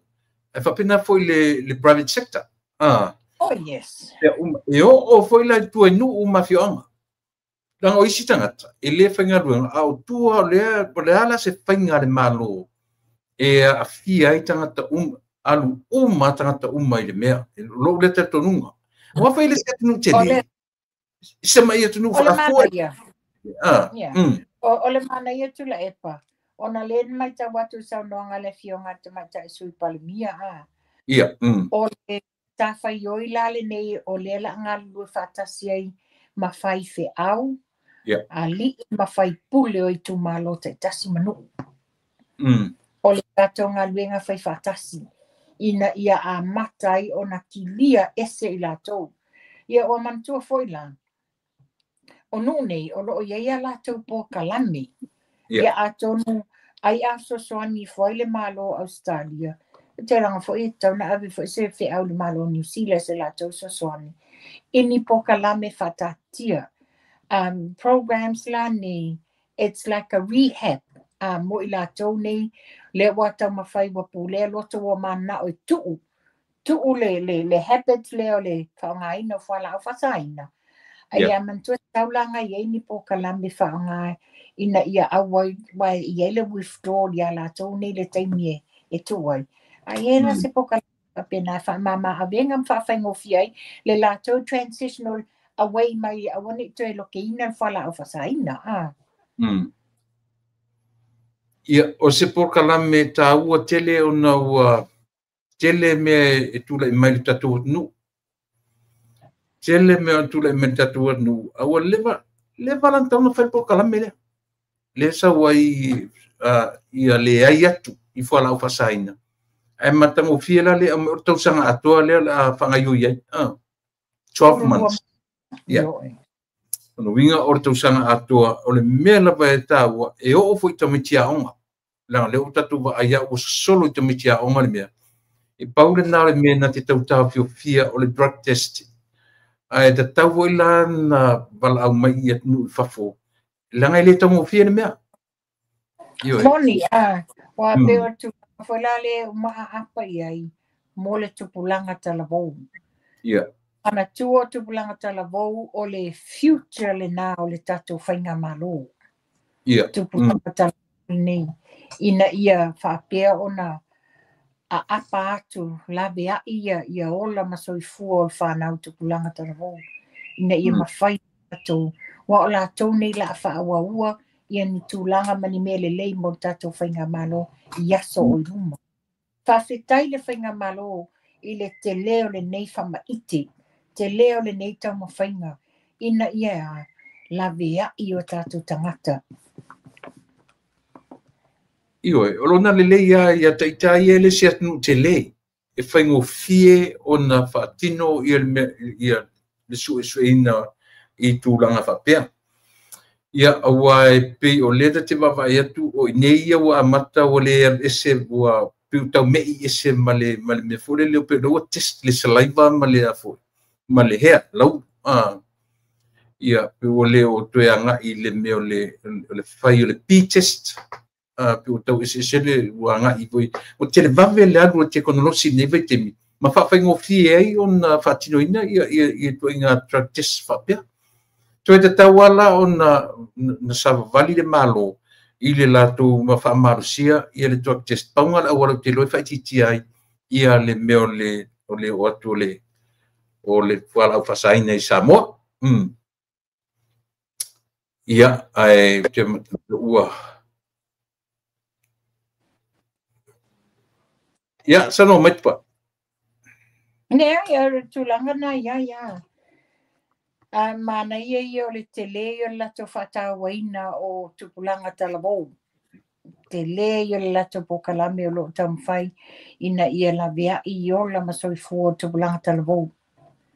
Ana tua o le nei o le future le o le tātou atunu o Samoa. Whaia ele a apa mai le whainga malo e la veai. Then what next? Ia, mana ia. I sisim tau pu ina. Ia, vele o se tūlanga le o po se lilo le mamalo le atunu.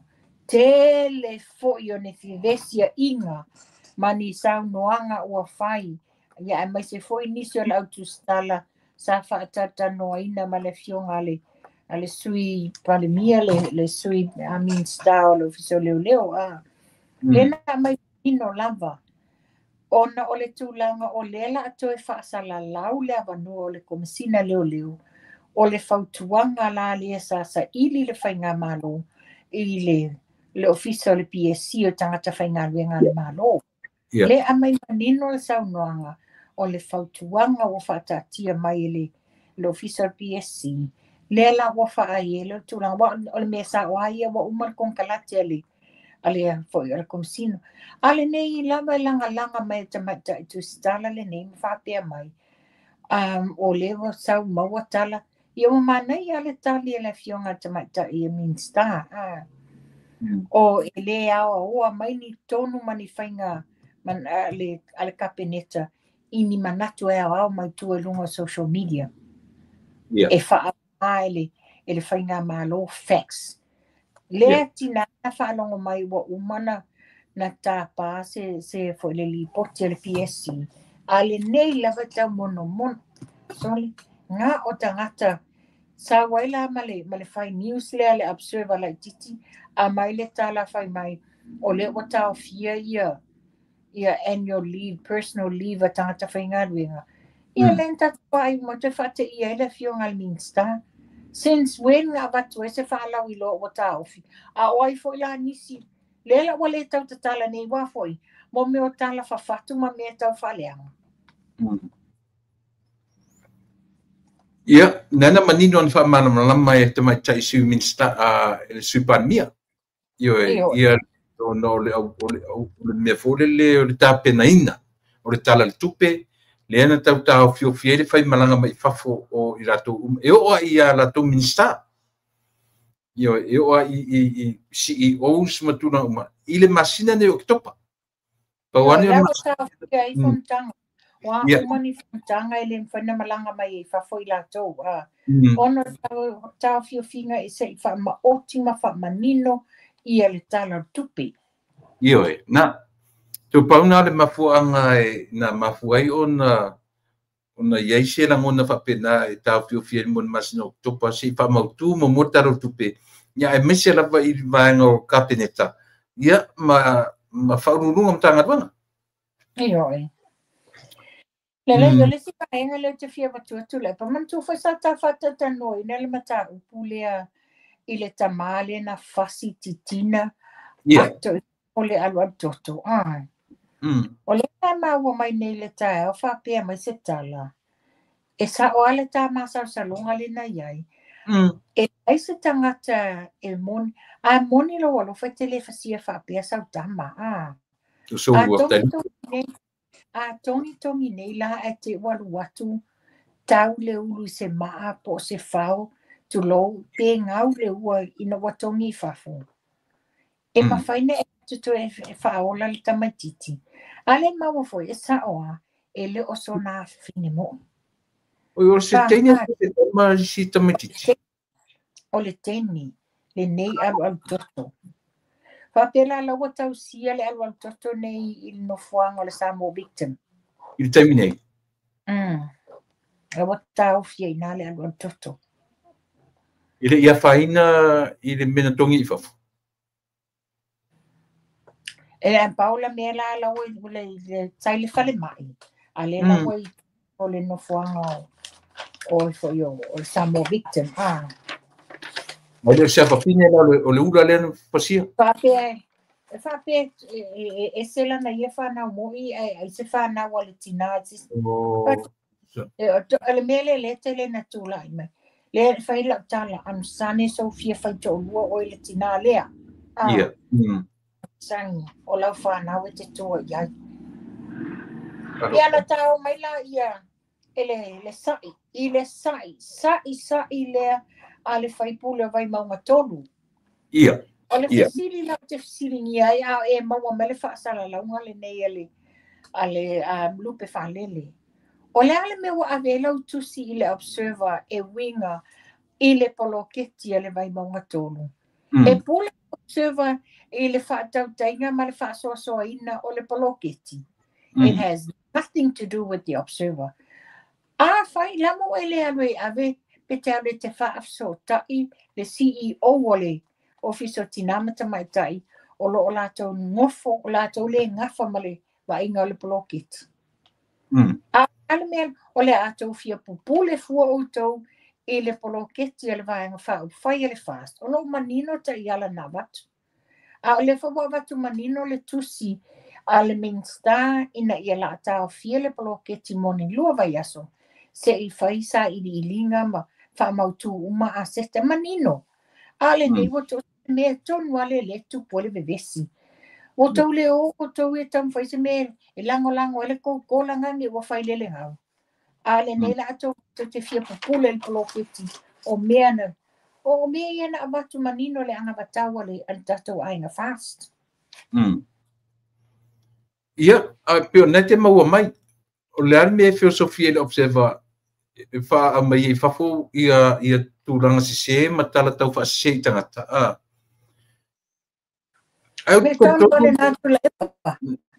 Ta tonu mawhanua se whainga sao vore o whaia i ele.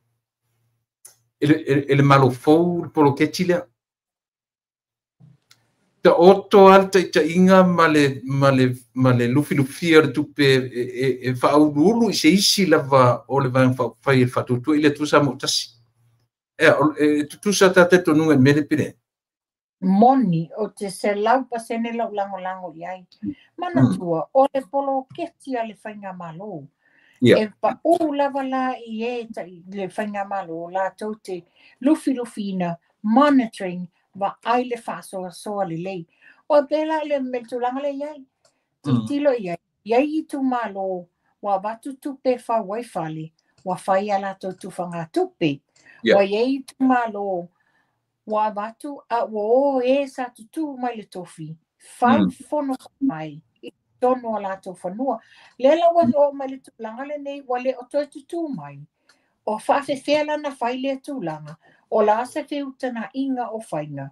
Ia e o i le taimi pe vane le asa welo la demand fa pe lo whanua santo tu mai ton e o i tulanga na ai alia fama oti uma mai o uma aseta ia wa ye fo i tu malo le fatia wa fa ye fo le metia valea anisi i te tono ono fa mai o tangato lato ainga ono no fo no i fafo ale nei no masaini ia oi na le ani el tama ainga nei tupe manei a me maua oi na le ai el tangata le samo e tano fana i tangata le fafo ele oi ro mai le pa ele ai no lato ingoa i te tono fono fa vai no winga le wo fa nga tangata i ngo lato ainga i fafo io ai tu lana wo fa nga ngo lato ainga le fafo no ola i o sumalia ai le o e saini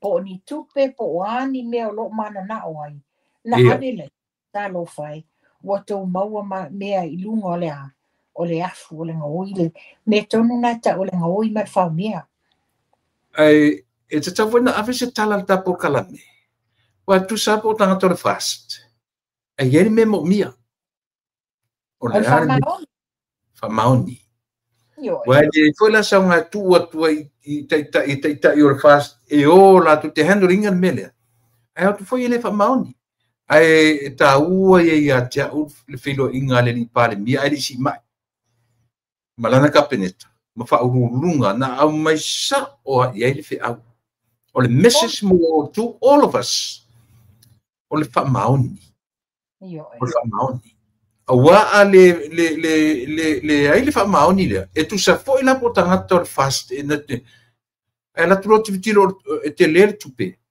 o ina ya salai a o le fe au a tā pe i talinga ma wha manatu pea.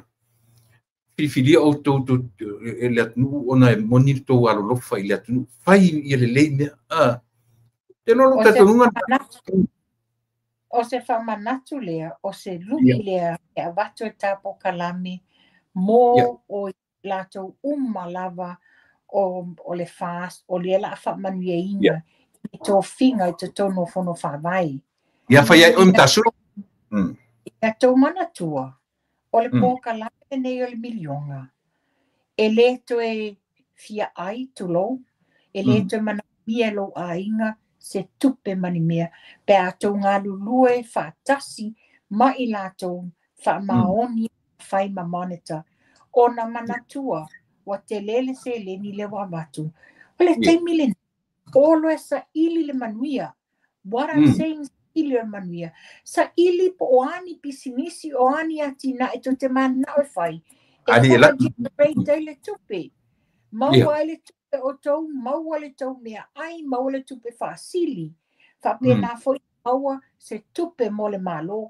Ai o le investment, o le a whaatupola ia tausanga ma tausanga, pe a le leina whaasoa ma whai. O le tūlanga na tua lalo la le amatu, i o tātou sui mo le fast, pa o ai o tau la whaamanuia ina, i tūlanga i whono whaawai mani tofinga, wha mole mole. Ngā lulue whaatasi, ngā lulue whaamaoni, ina ia maua se lumanai, whai pēa o tātou tangata. Mana ia. Ia, o le nau o whai o msui o tāpo kalame mori atu. Ia awane i nau atu, i era vanga whai i a te utou, i a tō tui so tau siri musa tātou i a lele whaamaoni.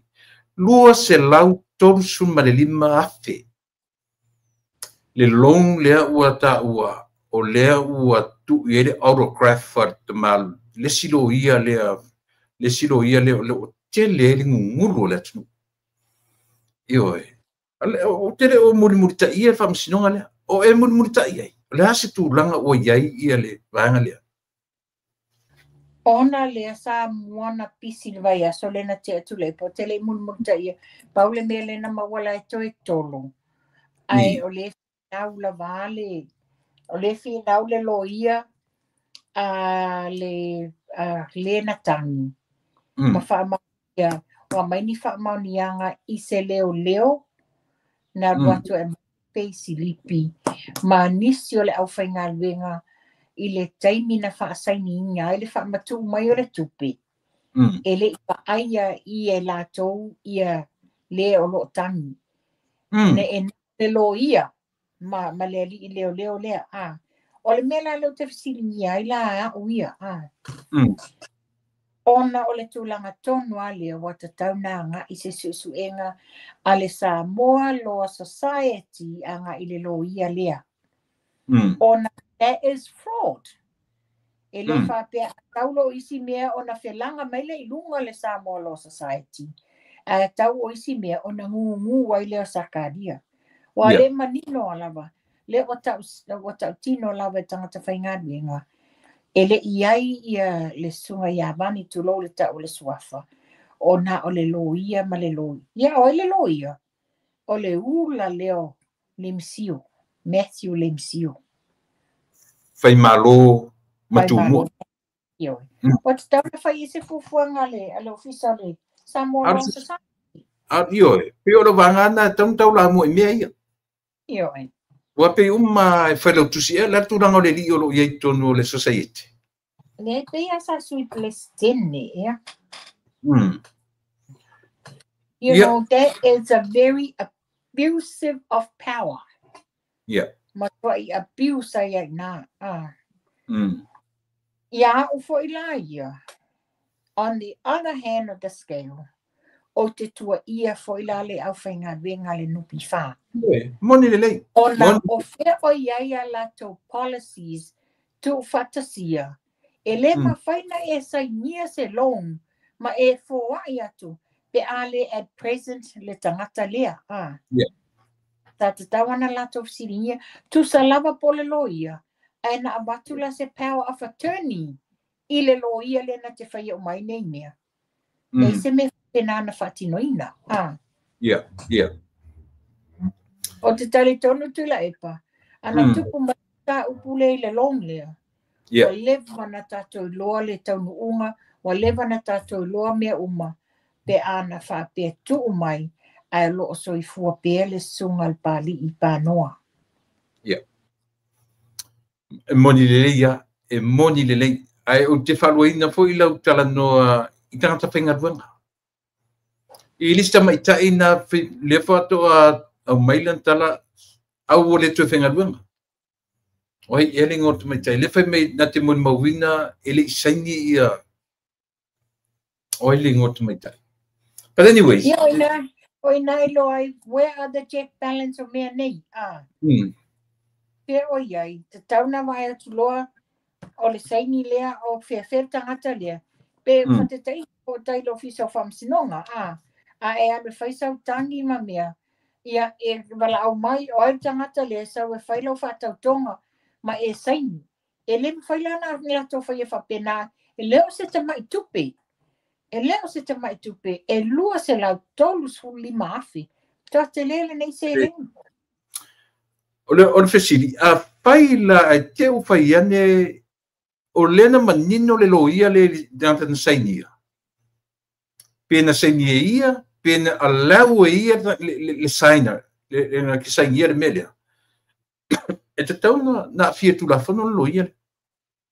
E ton malena whapea mai lo fiso o nupi wha. O le option e wha ngā loia la tau. Ka ngā loia nupi wha. Mana tua la a whapea wha ngā loia nupi wha. E whesiri ngia le loia, o whea I e tangata no ia wani. E te tauna physically at present na nai, e saini I lumo le loia. O lea lai muhusu e whaonga le loia, ai abatu le latou private lawyer, le to inga mea le letu lai mai. Sa te tau foi la, pe a whapea o le present le loia, a mai la se tusi saini mai ai iana nai, that he's given that power of attorney. Nei se me whapea nana tupu. Ia, e te tonua, le rola pala te mi umar keisi le pea. E leo mauti noa, Ia le me foi e me mali ai la tula epa. Fai na le o fa maunia le loia le nei, la na me vale. A le to sau le loia le tu mo le ona le long. Sau le loia le natu ya ai nu le sefu. Ai e fa singo le matua I na e sangi la solufu luiva. A le na fai mantuana mai me la solufu fitu na sangi ai pepa nei. Lela e tau tino ena nai, ele iai nei e sa mua le taimi lea, le a mai whamanianga le taimi lea, le fafo ma le fionga le tamaitai parimia. Ai li liu le lo ia, ai fo ia, a le tupot whalau lawe. Liu le lo ia whapia mai, na e sa inga mea, a le whatu na nai, tau nu mai tutono sa mua la solufu wano. Ai fa mai I anga sa le sa ingi mea la solufu uiva. Ele o la solufu uiva la tusi ai lalo. O le aso sifuru fitu. Hiwa iai. Eoi, se wapa wa inei lo ia. Ika ta afe mai e le pito le tupai. O se kai ka linga tu le epa manan tau whaleanga I whaifi au le whakasa. O le mea o le fia whesili atu. O ai tonu ata I tai o le whakasa leo whapetu le epa na o I le au le malo. Ma fai I le au le malo e se ia man parimia. O e kausira fia le mele. Tu la epa o te leta tonu a tala. It's a load of crap. Mea le te whatuai. A whaila a e whika ia, wa owa le fia, 5 le ono tausanga, talu na le toi pale mia. A lale me watoi a mai e le nei taimi. La mena le a mai e ma wha a leo e le taimi na tupu ai. Knowing tu la epa, he will always provided. La mena le wha a leo mai e le nā taimi. A le wha a leo mai le taimi le nei. Ia sa te taua ia ina mai ia suafa o whaiwhi au. Si o whawhai ngofia ia ilo na tau whaiwhai sunga whawhia ngainga. O te leta tonu mo le tala whawhau. Tala whawhau onga o le wa maua mai ia sources. ua tatalo ia le toi ina a moso le o mai fea. Ma le pulo waiku le o kanata. Wa tatalo i le au le malo ia musuina lo na nganga ina ia whamaila au le mali atoa. Mele i loa i le valea. Ele i filfilia le au le malo ia le fionga le na fili le atunu wa fai le filfilinga le atunu le wa ia tau finga nei. Ole me sili na matanga langa e te tau fole te tai ole whakasa. Langa e momori di whamasinonga mea lea. Langa i sea, e leni ta maitala ia wa whaleanga i tatia ia la whengaruanga. A ole au te lenga o le karesia. O leo o male ngo le karesia. A leo te whanongo atu. Ia, a whaila to ruato toru ia ni tangata nao i le au le malo. O le memo mua. Au mai whamaninga. Au mai o leo nao. A mai ngoa, a mai le aso, a mai le teimi. O ai fo le au le malo po o le teimi tupua tamasese. Po o le teimi o lo i e teminei. O le a mai o le teimi o le panmia na ia. O le sawea le pea. Ia, o le teimi le na. Ia. Me mone lau sa noanga, au whaafonga mai tai o le kalesia. Anga e lea ni tua inga mātango fia i nei tua inga. Te tira mele na whātula tala o te leita ton wina. E pepe. Wa whaaso, tato whaaso solo iei. Le whainga palota lena le pai inga sufitu. Le ale meto tia na whaangai tula epa. Toso leo ese mato tono le palimeno, tono le ofisa. Ono lea, tauta pena wa whaile mea valea leanga i sfulu pasene mea musu e o ese. Lena whaari o ese. Le foi la wo mai le foi. Le whainga palota le nei. Ta tauna ta lia lona loto. It's a landslide. Le whapea na se tasi lua ni a foi. Ni me malo ele fast. It's a landslide. La whawhewhela no na tamawhai is extend atu le whainga malo le nei i le mele mana o ia.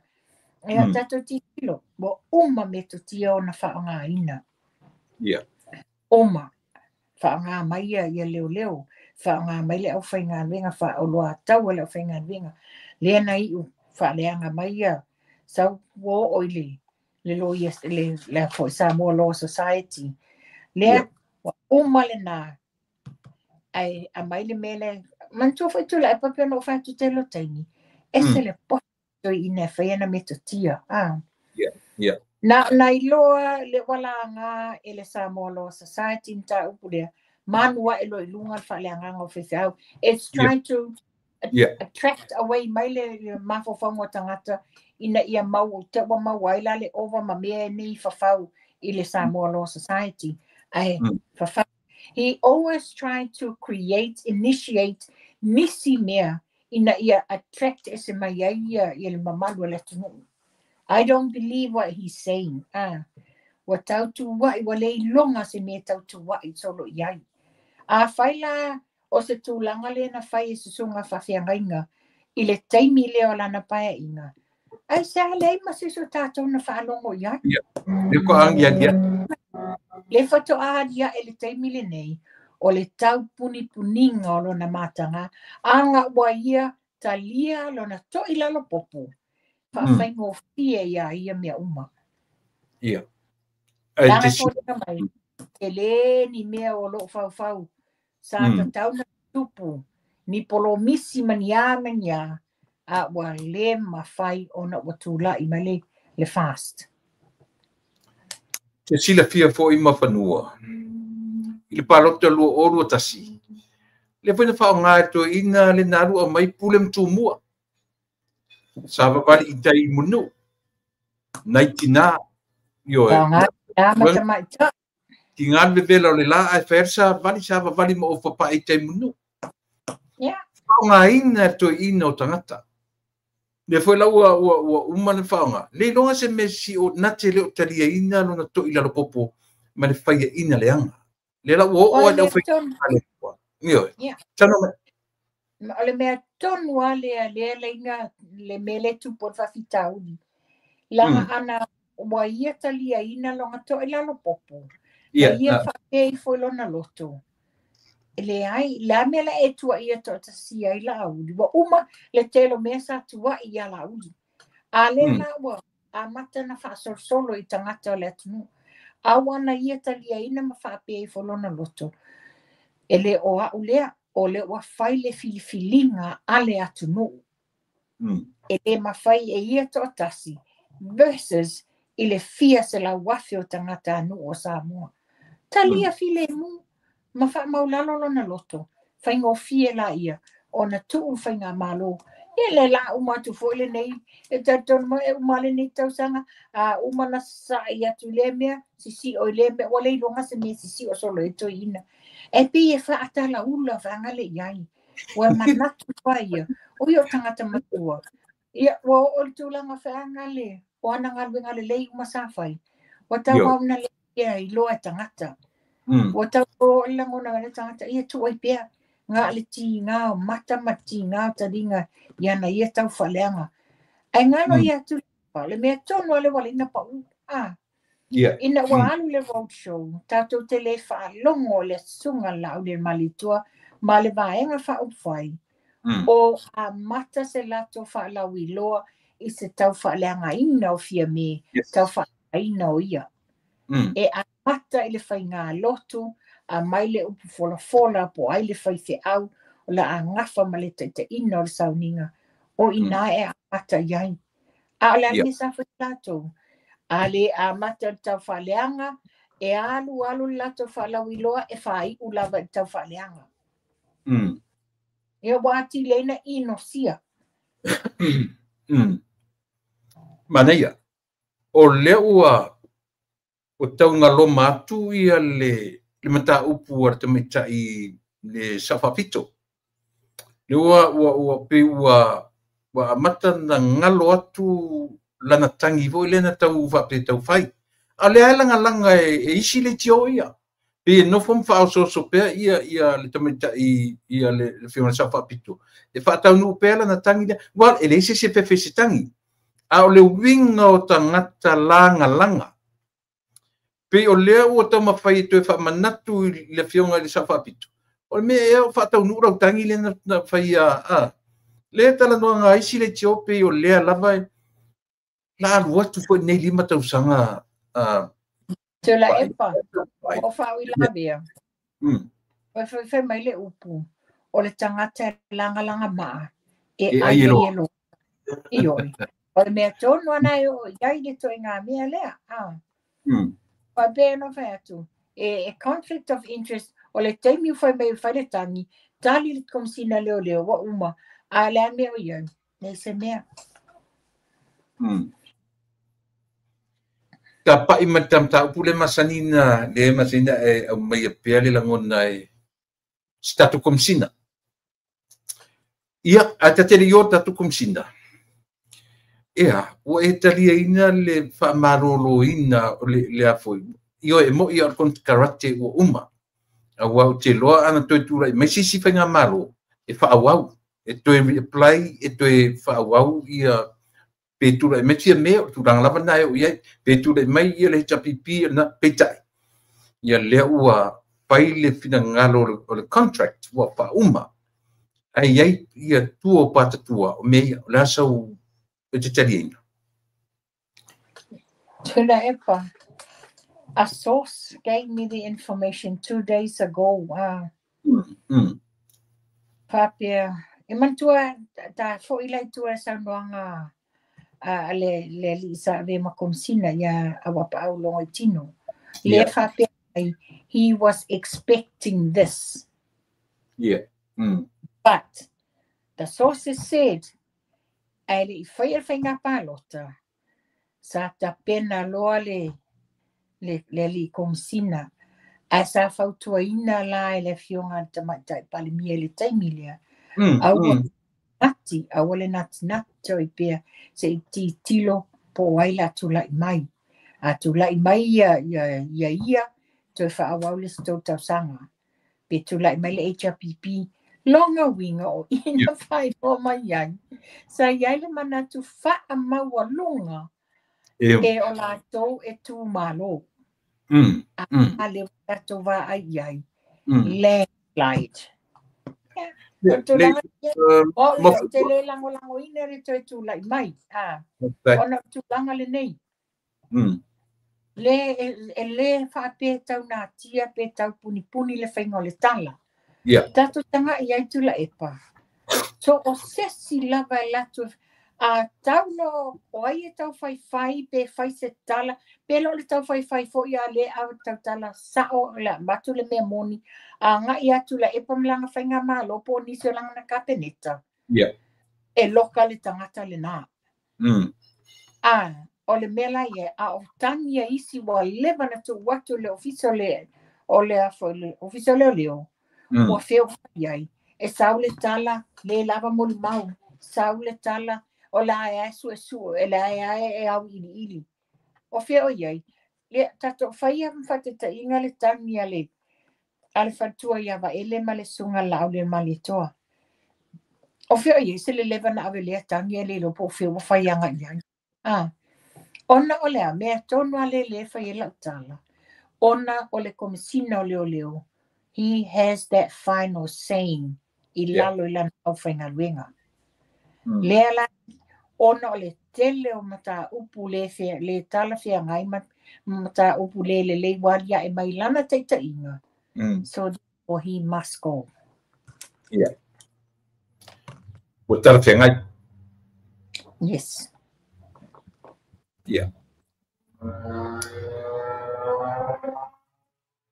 Nau tala noa na pōna ma proclamation po, a le pia tatu e tala noa timini.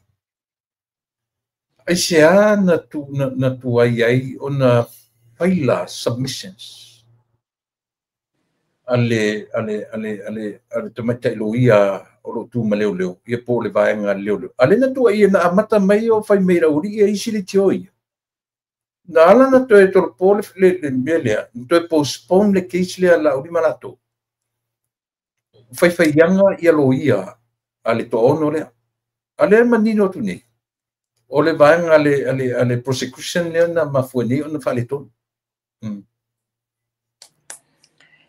One of the sources na whapea mai. Mana tua foila mea nei o ilo ilongo whamsinonga nei. E uma ona aola i e whai submissions a li imtamaita ilo ia. E ta wha uma the court procedures. Tau alumanga o le whamasinonga. Fetalia inga ia sa whai o i nā la le. Sa tau foila le tamaita i whamsino. Ona sila fia ia e le whaingata ma le tuai o na maua mai o court procedures nei. Lea la whaingata ai na whai ia submissions a te maitai maali ilo ia. Wa e pe ia submissions nei. E le mwhaina ia le whaisau submissions ai le o maua lau court of procedures e te ilo ai ta walumanga o a fesili Natali, o a fesili ele Italia, o a fesili o lo sa o na whamanino, o i nai whai e submissions a lo ia. And apparently la, e le i ato atu la court procedures nei. Le la wato tu mai e le fionga tamaita i whamasino, i le sia wanoa i a November. Pei o le mafuanga le na wa o teilo. Ai ana se whamasinonga le whai whafo mai masamo. Pe whai atu ina, pe whai mai nei. What is dismiss the case? Wale wana te tauna dismiss no case to answer. Tanga i ele amatanga mai. Ile corrupt pe pelo fau. And mai se the main witness. Le na toi tala lava le main witness. Ona fosinga ia e whai uma whaamatalanga pe pelo nei. O ina le pine whaamau.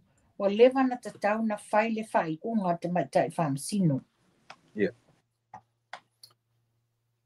O le ale, a whai nei la le tui ngā kesi le a whapete o mai nei ua iese tūlanga fure le whale tonu. Nga neta te marama le upu fure le justice delay, justice denied. ia wai ia te misa oina o ina tu io e tolo a fasolo e ua mai se tali a le mea faingo fi mele lei mafanua o lei ai si famasino ngai lunga atu o le Supreme Court ia male Court of Appeal ia apa te whatetenga pe ile lua ai a fai a whapea me o le manatu au te taritonua ele au le atua i mea ioe ele au le atua i mea se whapea te tonu tu le epa fasino ala le atua le ami o tonu ma le mea moni ia e iai lava le mana le atua i e mwhaina suia nei toi ngā mea lo o manino mea uma ia o polenga la a whai o whafonga mai la tau nei whamasino whai o tau le ami o pio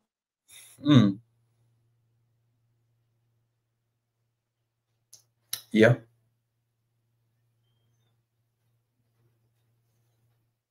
hello ia leo peu tau tau furisa mai tātou i New Zealand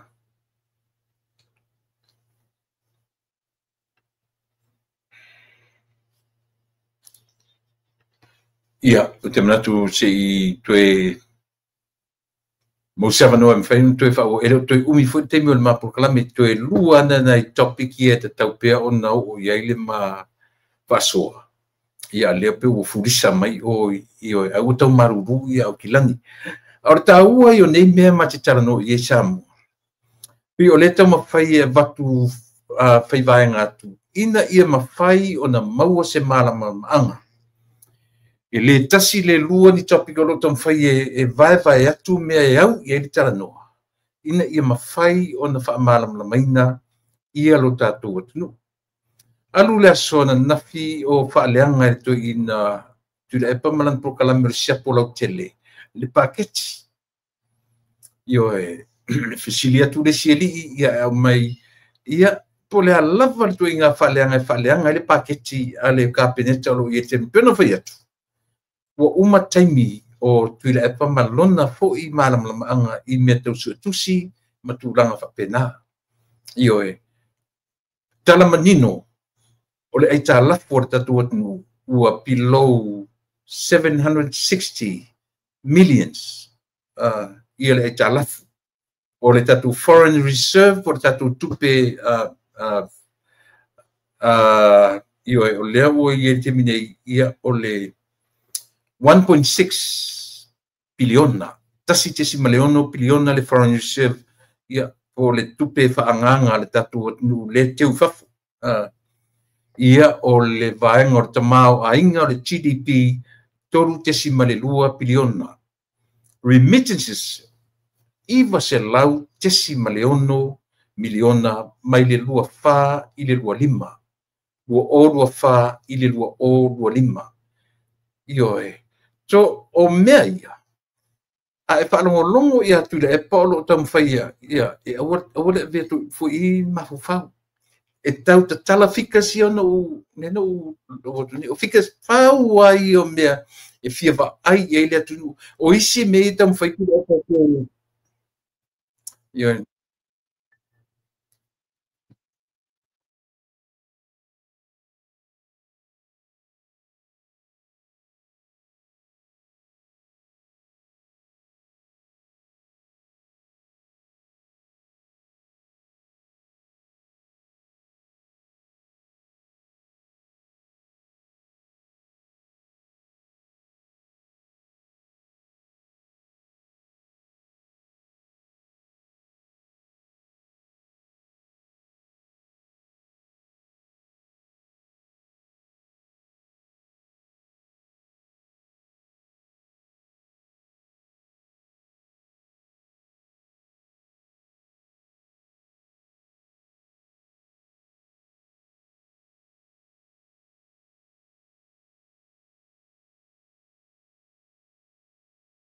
so give her another 5 minutes.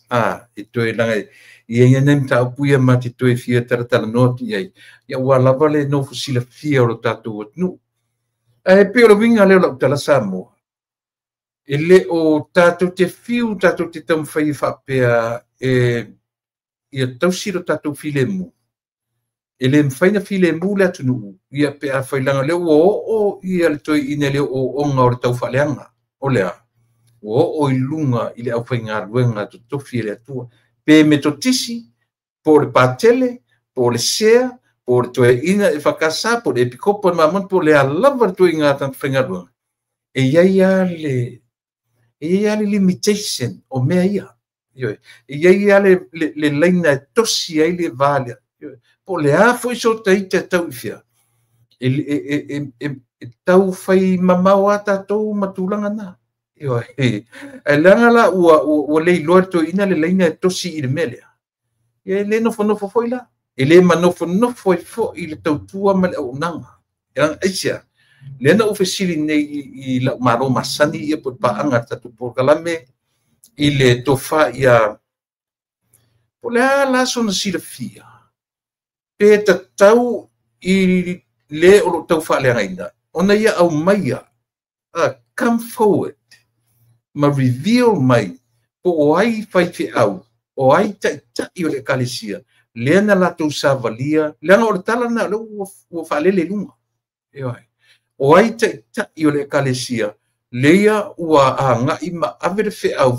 Tau whale anga i le au le malo. Ma tau mawhai ai. Ina ia ave ese, ia le taitainga le tuila epa, ia male, lono winga. O le whea au na ave le taimi o lai pare mia na ia, o lono winga mwhaina na ave le taimi o e foi. O lai head of state, ia le toi ina o tupua. E mawhain tato wa ai e li tūre na. Aisia, langa o le tala le au mai. Wa ave, wa o whai whea au le whakasa. Ave i le au mawhaaleanga i le au le maro. Ina ia ave ese. Ia man pale mia. O lono winga ta umertala na. O lai pale mia o le temi o lo pale mia. Au le lafta au no temi nei. Pe a whai sa o le tau mateatu. E pau ala tala o le whautuanga i lau fionga. I le taitai o le tuangai. Ma taitai la o le kalesia le whakasa. O e ave. Ave le whamasinonga. E a vatu whamauninga o mea ia. Langa le lava tatu te lungo o meo lea. Defamation. I lungo meo tau whaleanga. Whai ma mea sua malia to ina nei. Le momoli o tangata i le whamasinonga. I lunga lava o le mea lea. Le criminal libel law. O aina to e o mai i lunga criminal libel law. O ia. O lana sisunga. O lona tau mawhai ina ia molia ai i la tō. La whai pui tangata. La sa wa fa it fa king fai pop. O isi o eli ngol isi ori. Yo. Na, lau ta loka tangata. So ele ma fai ala. O lea ua su eva noni, aisia. Na lu amata na su vai. Yo. O lea ua amata na su vai. Aisia, la lu la tulua. O mea na latu whai ai lo latu iai a o iona lima le malusianga ma le paua, ma le tūla mai o i o le pāle mia.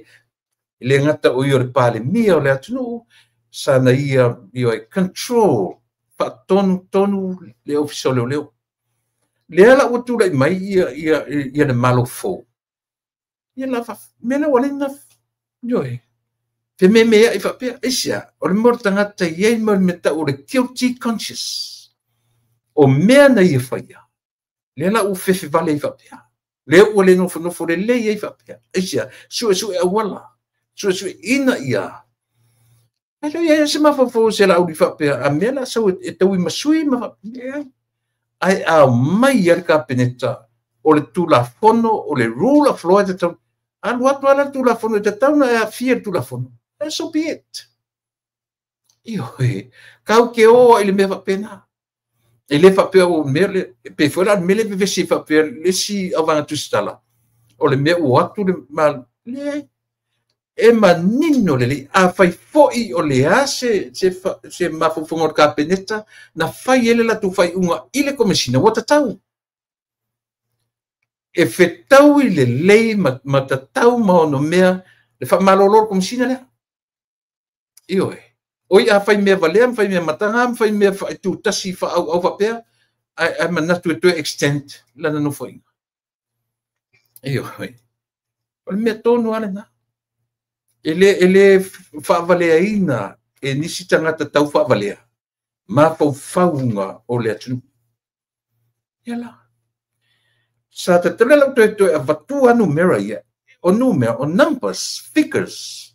Pauana mea e au ia ele tatu va ai. Ona o tatu malama lama ile le atoanga o le tala o le tupe ua fata o tonei. O le talafu mai le tasi te sima le lua i le lima tau sanga talu ai. Te ipa ia ma temi nei pitu se lau ona 10 miliona. Below that number. 760 millions, not billions anymore. Ngai mai le tatu tupe whaanganga o lo i whafo po le Foreign Reserve o le tasi te sima le ono. Ia ma le GDP tolu te sima le lua biliona. Biliona, not million. Ma le remittance le o iei 900.6. Ia leo to etanu mai ia le tato.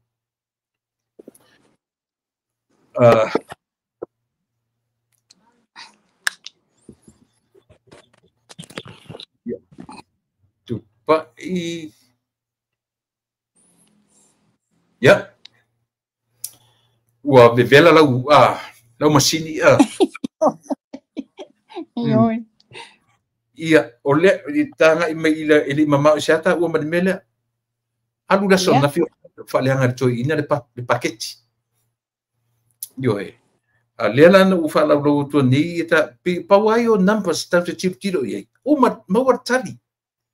O le number le mai. O le number le mai fit se la uno se 10 miliona lo pa u ile itala.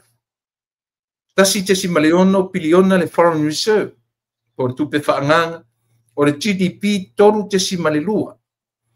Ia biliona, biliona. Ma le remittances iva se lau te si maleono miliona. Mai le lua fa i le lua lima tausanga le nei. Ele uma tausanga nei. La sau o le lava fa le anga rito ina fa mai le o ma le se uma fika si o mo meo tupe tau mate ma le la se mai sau Tula epa. Ele pepelo stats figures mai le ofisa o le statistician ale malo Samoa.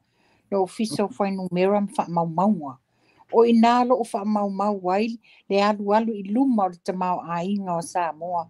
O inalo o fa mau inai le au te lenga o tatou ai talafu. O le mea tonu ana whai ai o na whaasafua le paketi. Mo whai na whaasafua ia le paketi ale a fionga te mai ta Mean Star. Ia o tatou lotu la epa. Se ti ngai whai lau tala le whai soo. E soso ai le mawhau. Wa e pawa leo le mea le toi ina i e whai. E sa i lava ia, pe no whai atu mua. O toi ina, e mana o na o ia lava tangata, e mawhai no na whaatino ina ni mea. Ai o nisi tade mawhai.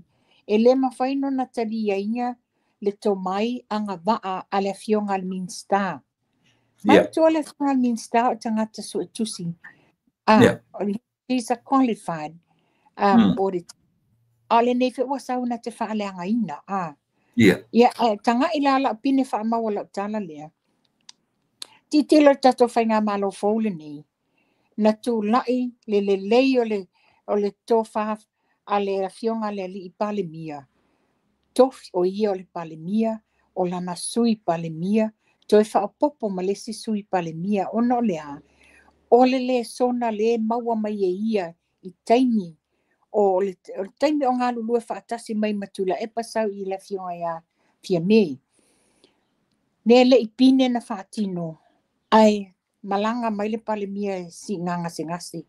Malanga le si sui palemia i le fono United Nations.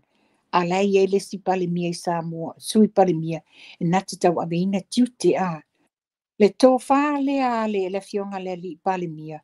Na mawhai na whai e tula epa. Le altali e tula epa ina ua whasiringia e le fionga le aki epikopo. O le ale tali na mai, e le ai masesi e anga maa. Ia o lea te la tau avetasi a wapia na o na ia lava e to mai o ia na te whaia uma na o a o lava.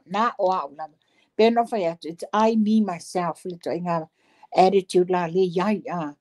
Nia, a re tūlanga na iai. Le la e na te whaaleanga ina lava tau mawhainga le lei o ati na e le lei o lo tau mawhai e tu le whainga malo. Malo, ia, ai pei o le tāua lava le nā mawhanua o le tūlanga pe o lewa e tāua figures, ele mwhentatu e le se whanumera. Le o madino uma whanumera, po lea lava la tau whaiatu ina mai ana negativities towards ilea fo i le package. A malama lava samo, ia le sisi amana ia lana fasa o fasa. Ua umantano mai ia le tamaitai tui pale mia po le ministau tupe. O lea ua wha matu mai i le tausanga ua olua wha ia le 1 miliona le maloni sila mo le vaafo ile na ngoto i ngatai.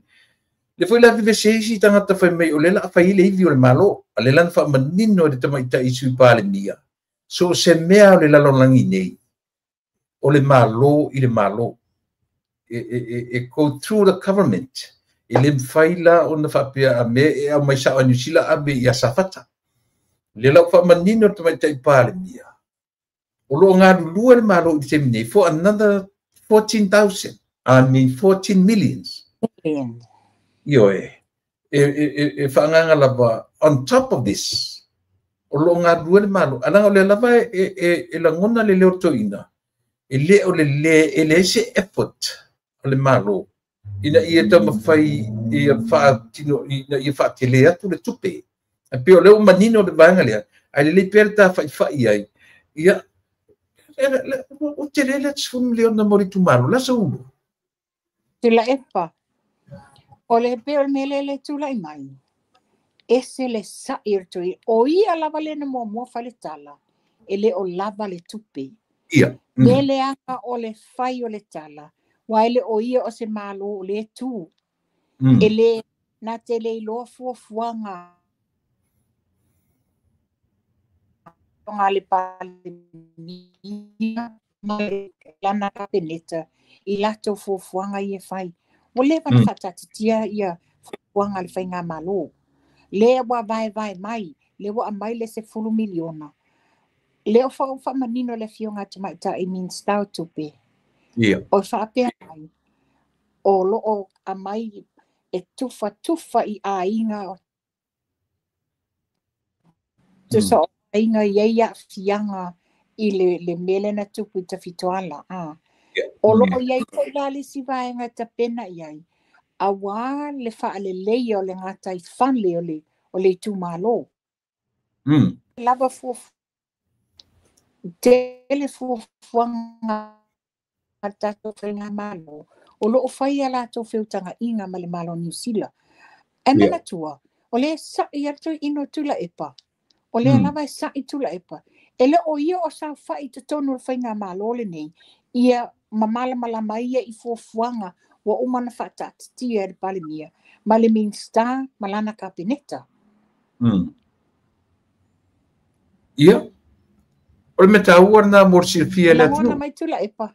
Le langona na ufai ma motu mai pai whamon mori. A le langona. Wa. Le langona. Sauno mai. Sauno mai. Te lor ua vai lau telefoni pea. Ia. Nā. O te manatu. Toi tasi leo uman matano na taupule. Toi tasi asim taupule to toi ulangona. Ia o lela ufa umainatu. Langa ua fale tonu mai. Ia connection ia mai i New Zealand. Ele faina o le mtau fingo fia mtau.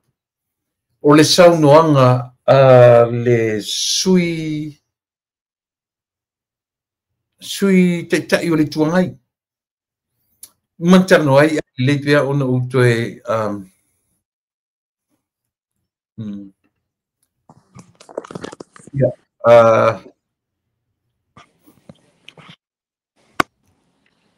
pai ke lo fa o tam ta muli le utai ai tam ta muli la o fa le tonu mai lau Tam ta muli pe na esa noanga le komsina ia o te tu mau pea lava lo loto e le tūlanga lea o le avato se tātou komisina I fafo ona e mafua se manatu lea manatua ai se tangata I Samoa wa tele tātou sotanga wa tele sotanga ia e alu ia lunga whapea fo ia ona whapea ia langa tā waipai tā waila whai a le manai o le avatu o se komisina I fafo se pālangi au tū ma oti to atasi lava ia ai e mawhaina a mi fo ia ne tātou assistant commissioners se to atolu pe to wha e train e sia tangata o ina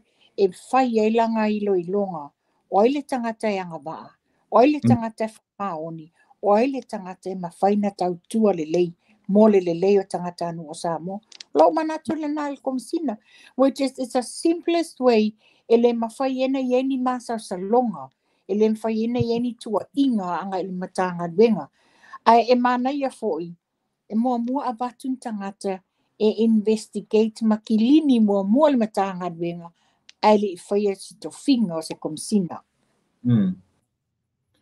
e mana ia ole wai e mawhai foi o na fall i fast I le tūlanga lea e mwhai fun tūla e mai se komesina foi le ale fast foi lato fai foi na sasi na pai unga pe afa pe falala na foi ma fai ne foi le fenga malo fast lato ai ta ua le mele ua e o mai tata no ia tonu falo mai le fiunga le pare mia ia e se foi ia o lana matanga wenga ia marka peneta on o fai tetena o fai tetena foi le I tula mai foi se e so foi fa pe foi le sivanga I vai le o fai tu au foi le komsina ai mana ia la train them into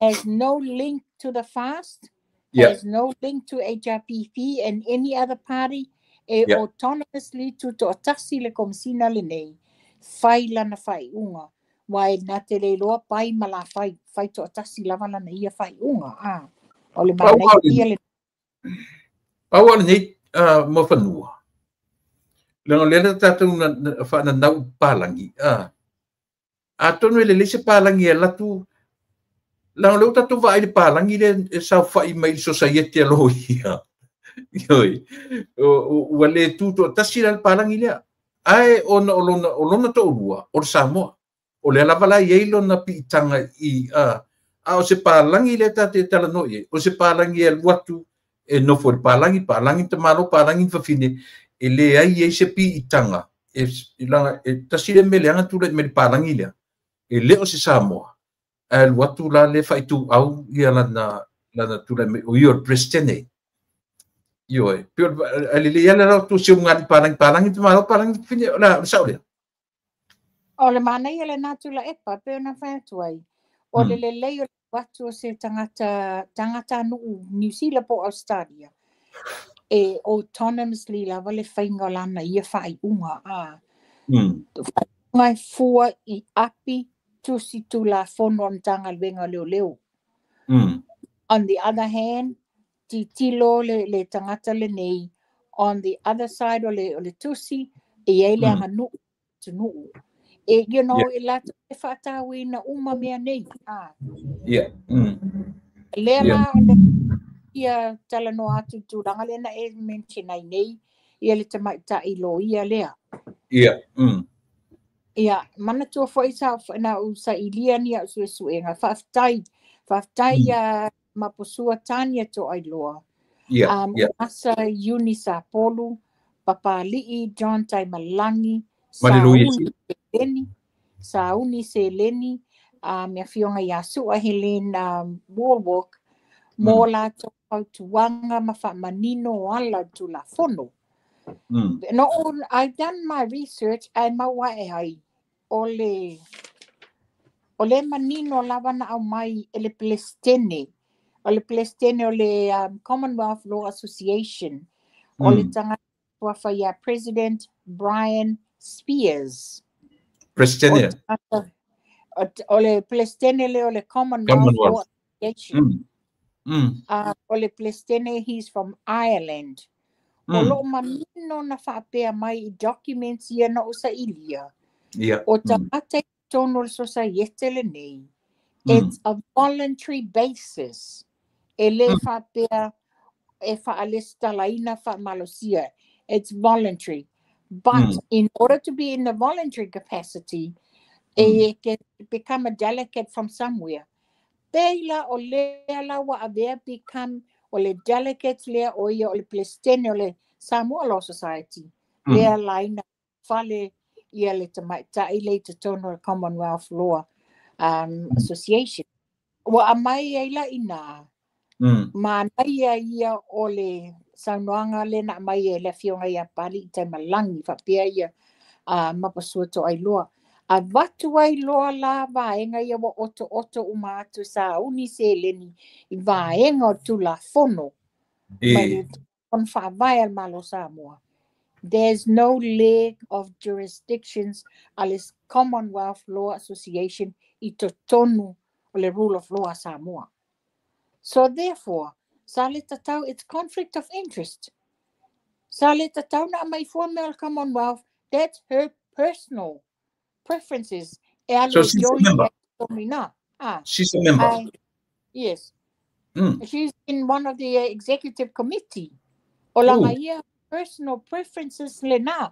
That's a conflict of interest. Ele o tonu le Samoa Law Society as a member of the Commonwealth Law Society.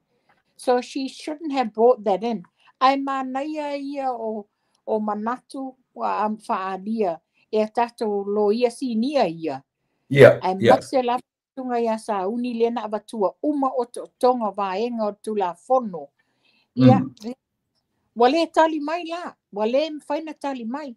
Io e mon o ia o palangi o lona to alua o le Samoa o le whamasino. Ai te tau foi no ngai loa. O Samoa e whaavai langa anga nuu.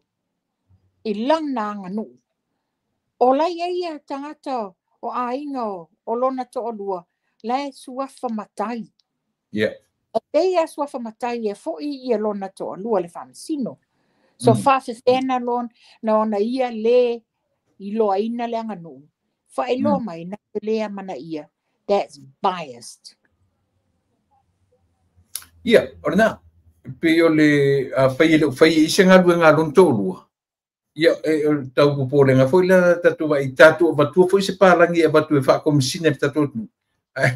Vatu whai I tau tatu nua ala tu se pālangi o se komisina o leo leo. Te tatu ne tu ma maua ma mena. Ai ona o le poia ua le mana I Samoa. O ronto o lua o le Samoa. O affiliate fo I matangata Samoa. Yo malama ia na foi pipi ia ma aver fe na ma foi no fa pena ia tatu fa tentalia ia le fai unga kapeneta o le afia I se tatu como sina fo ia o le talusia o maua mai ia le ta fa salang e tau ma fai e se lato I le foi vanga o ta batua tam fai tu se tatu wa le foi tono tu la fono le mata no tu na po o lo iai fila la fono e mawhaina whaatanga se lo ia mai sisi atu no. Yes, lai lalo tu la fono. Ia, lai tonga tu la fono. Ia e. Lai tu la fono, le mantua foi. O le awala le na mawai le tato komisina talwai nei. The previous not te tolu whai si komisina.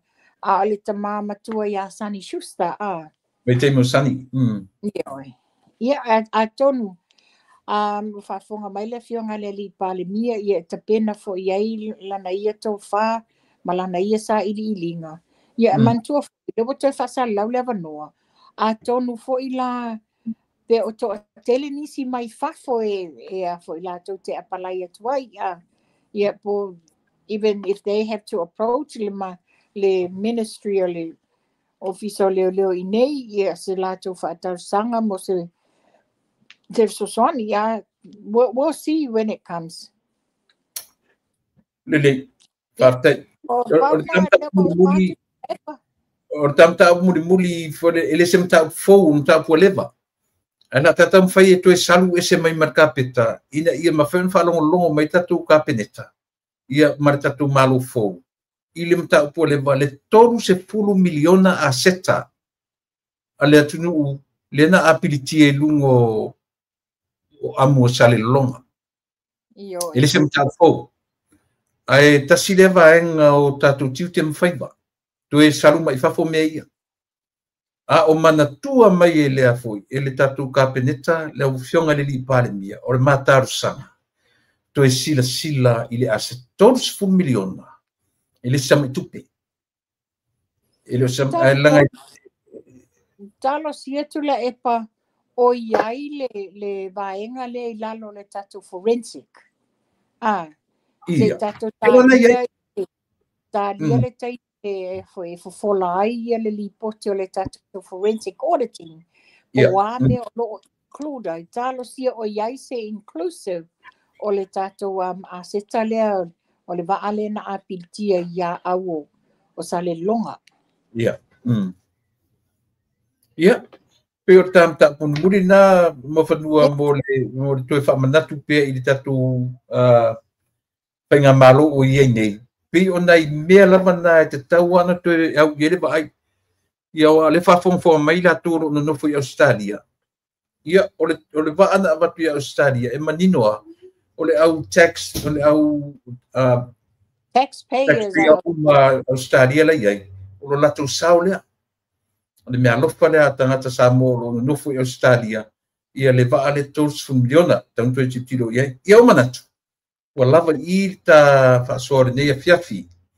Ni te uto e pe mai ia lau masini. Ia ona to e fasile mutu fo ile ora ta vatua nei ia manoa.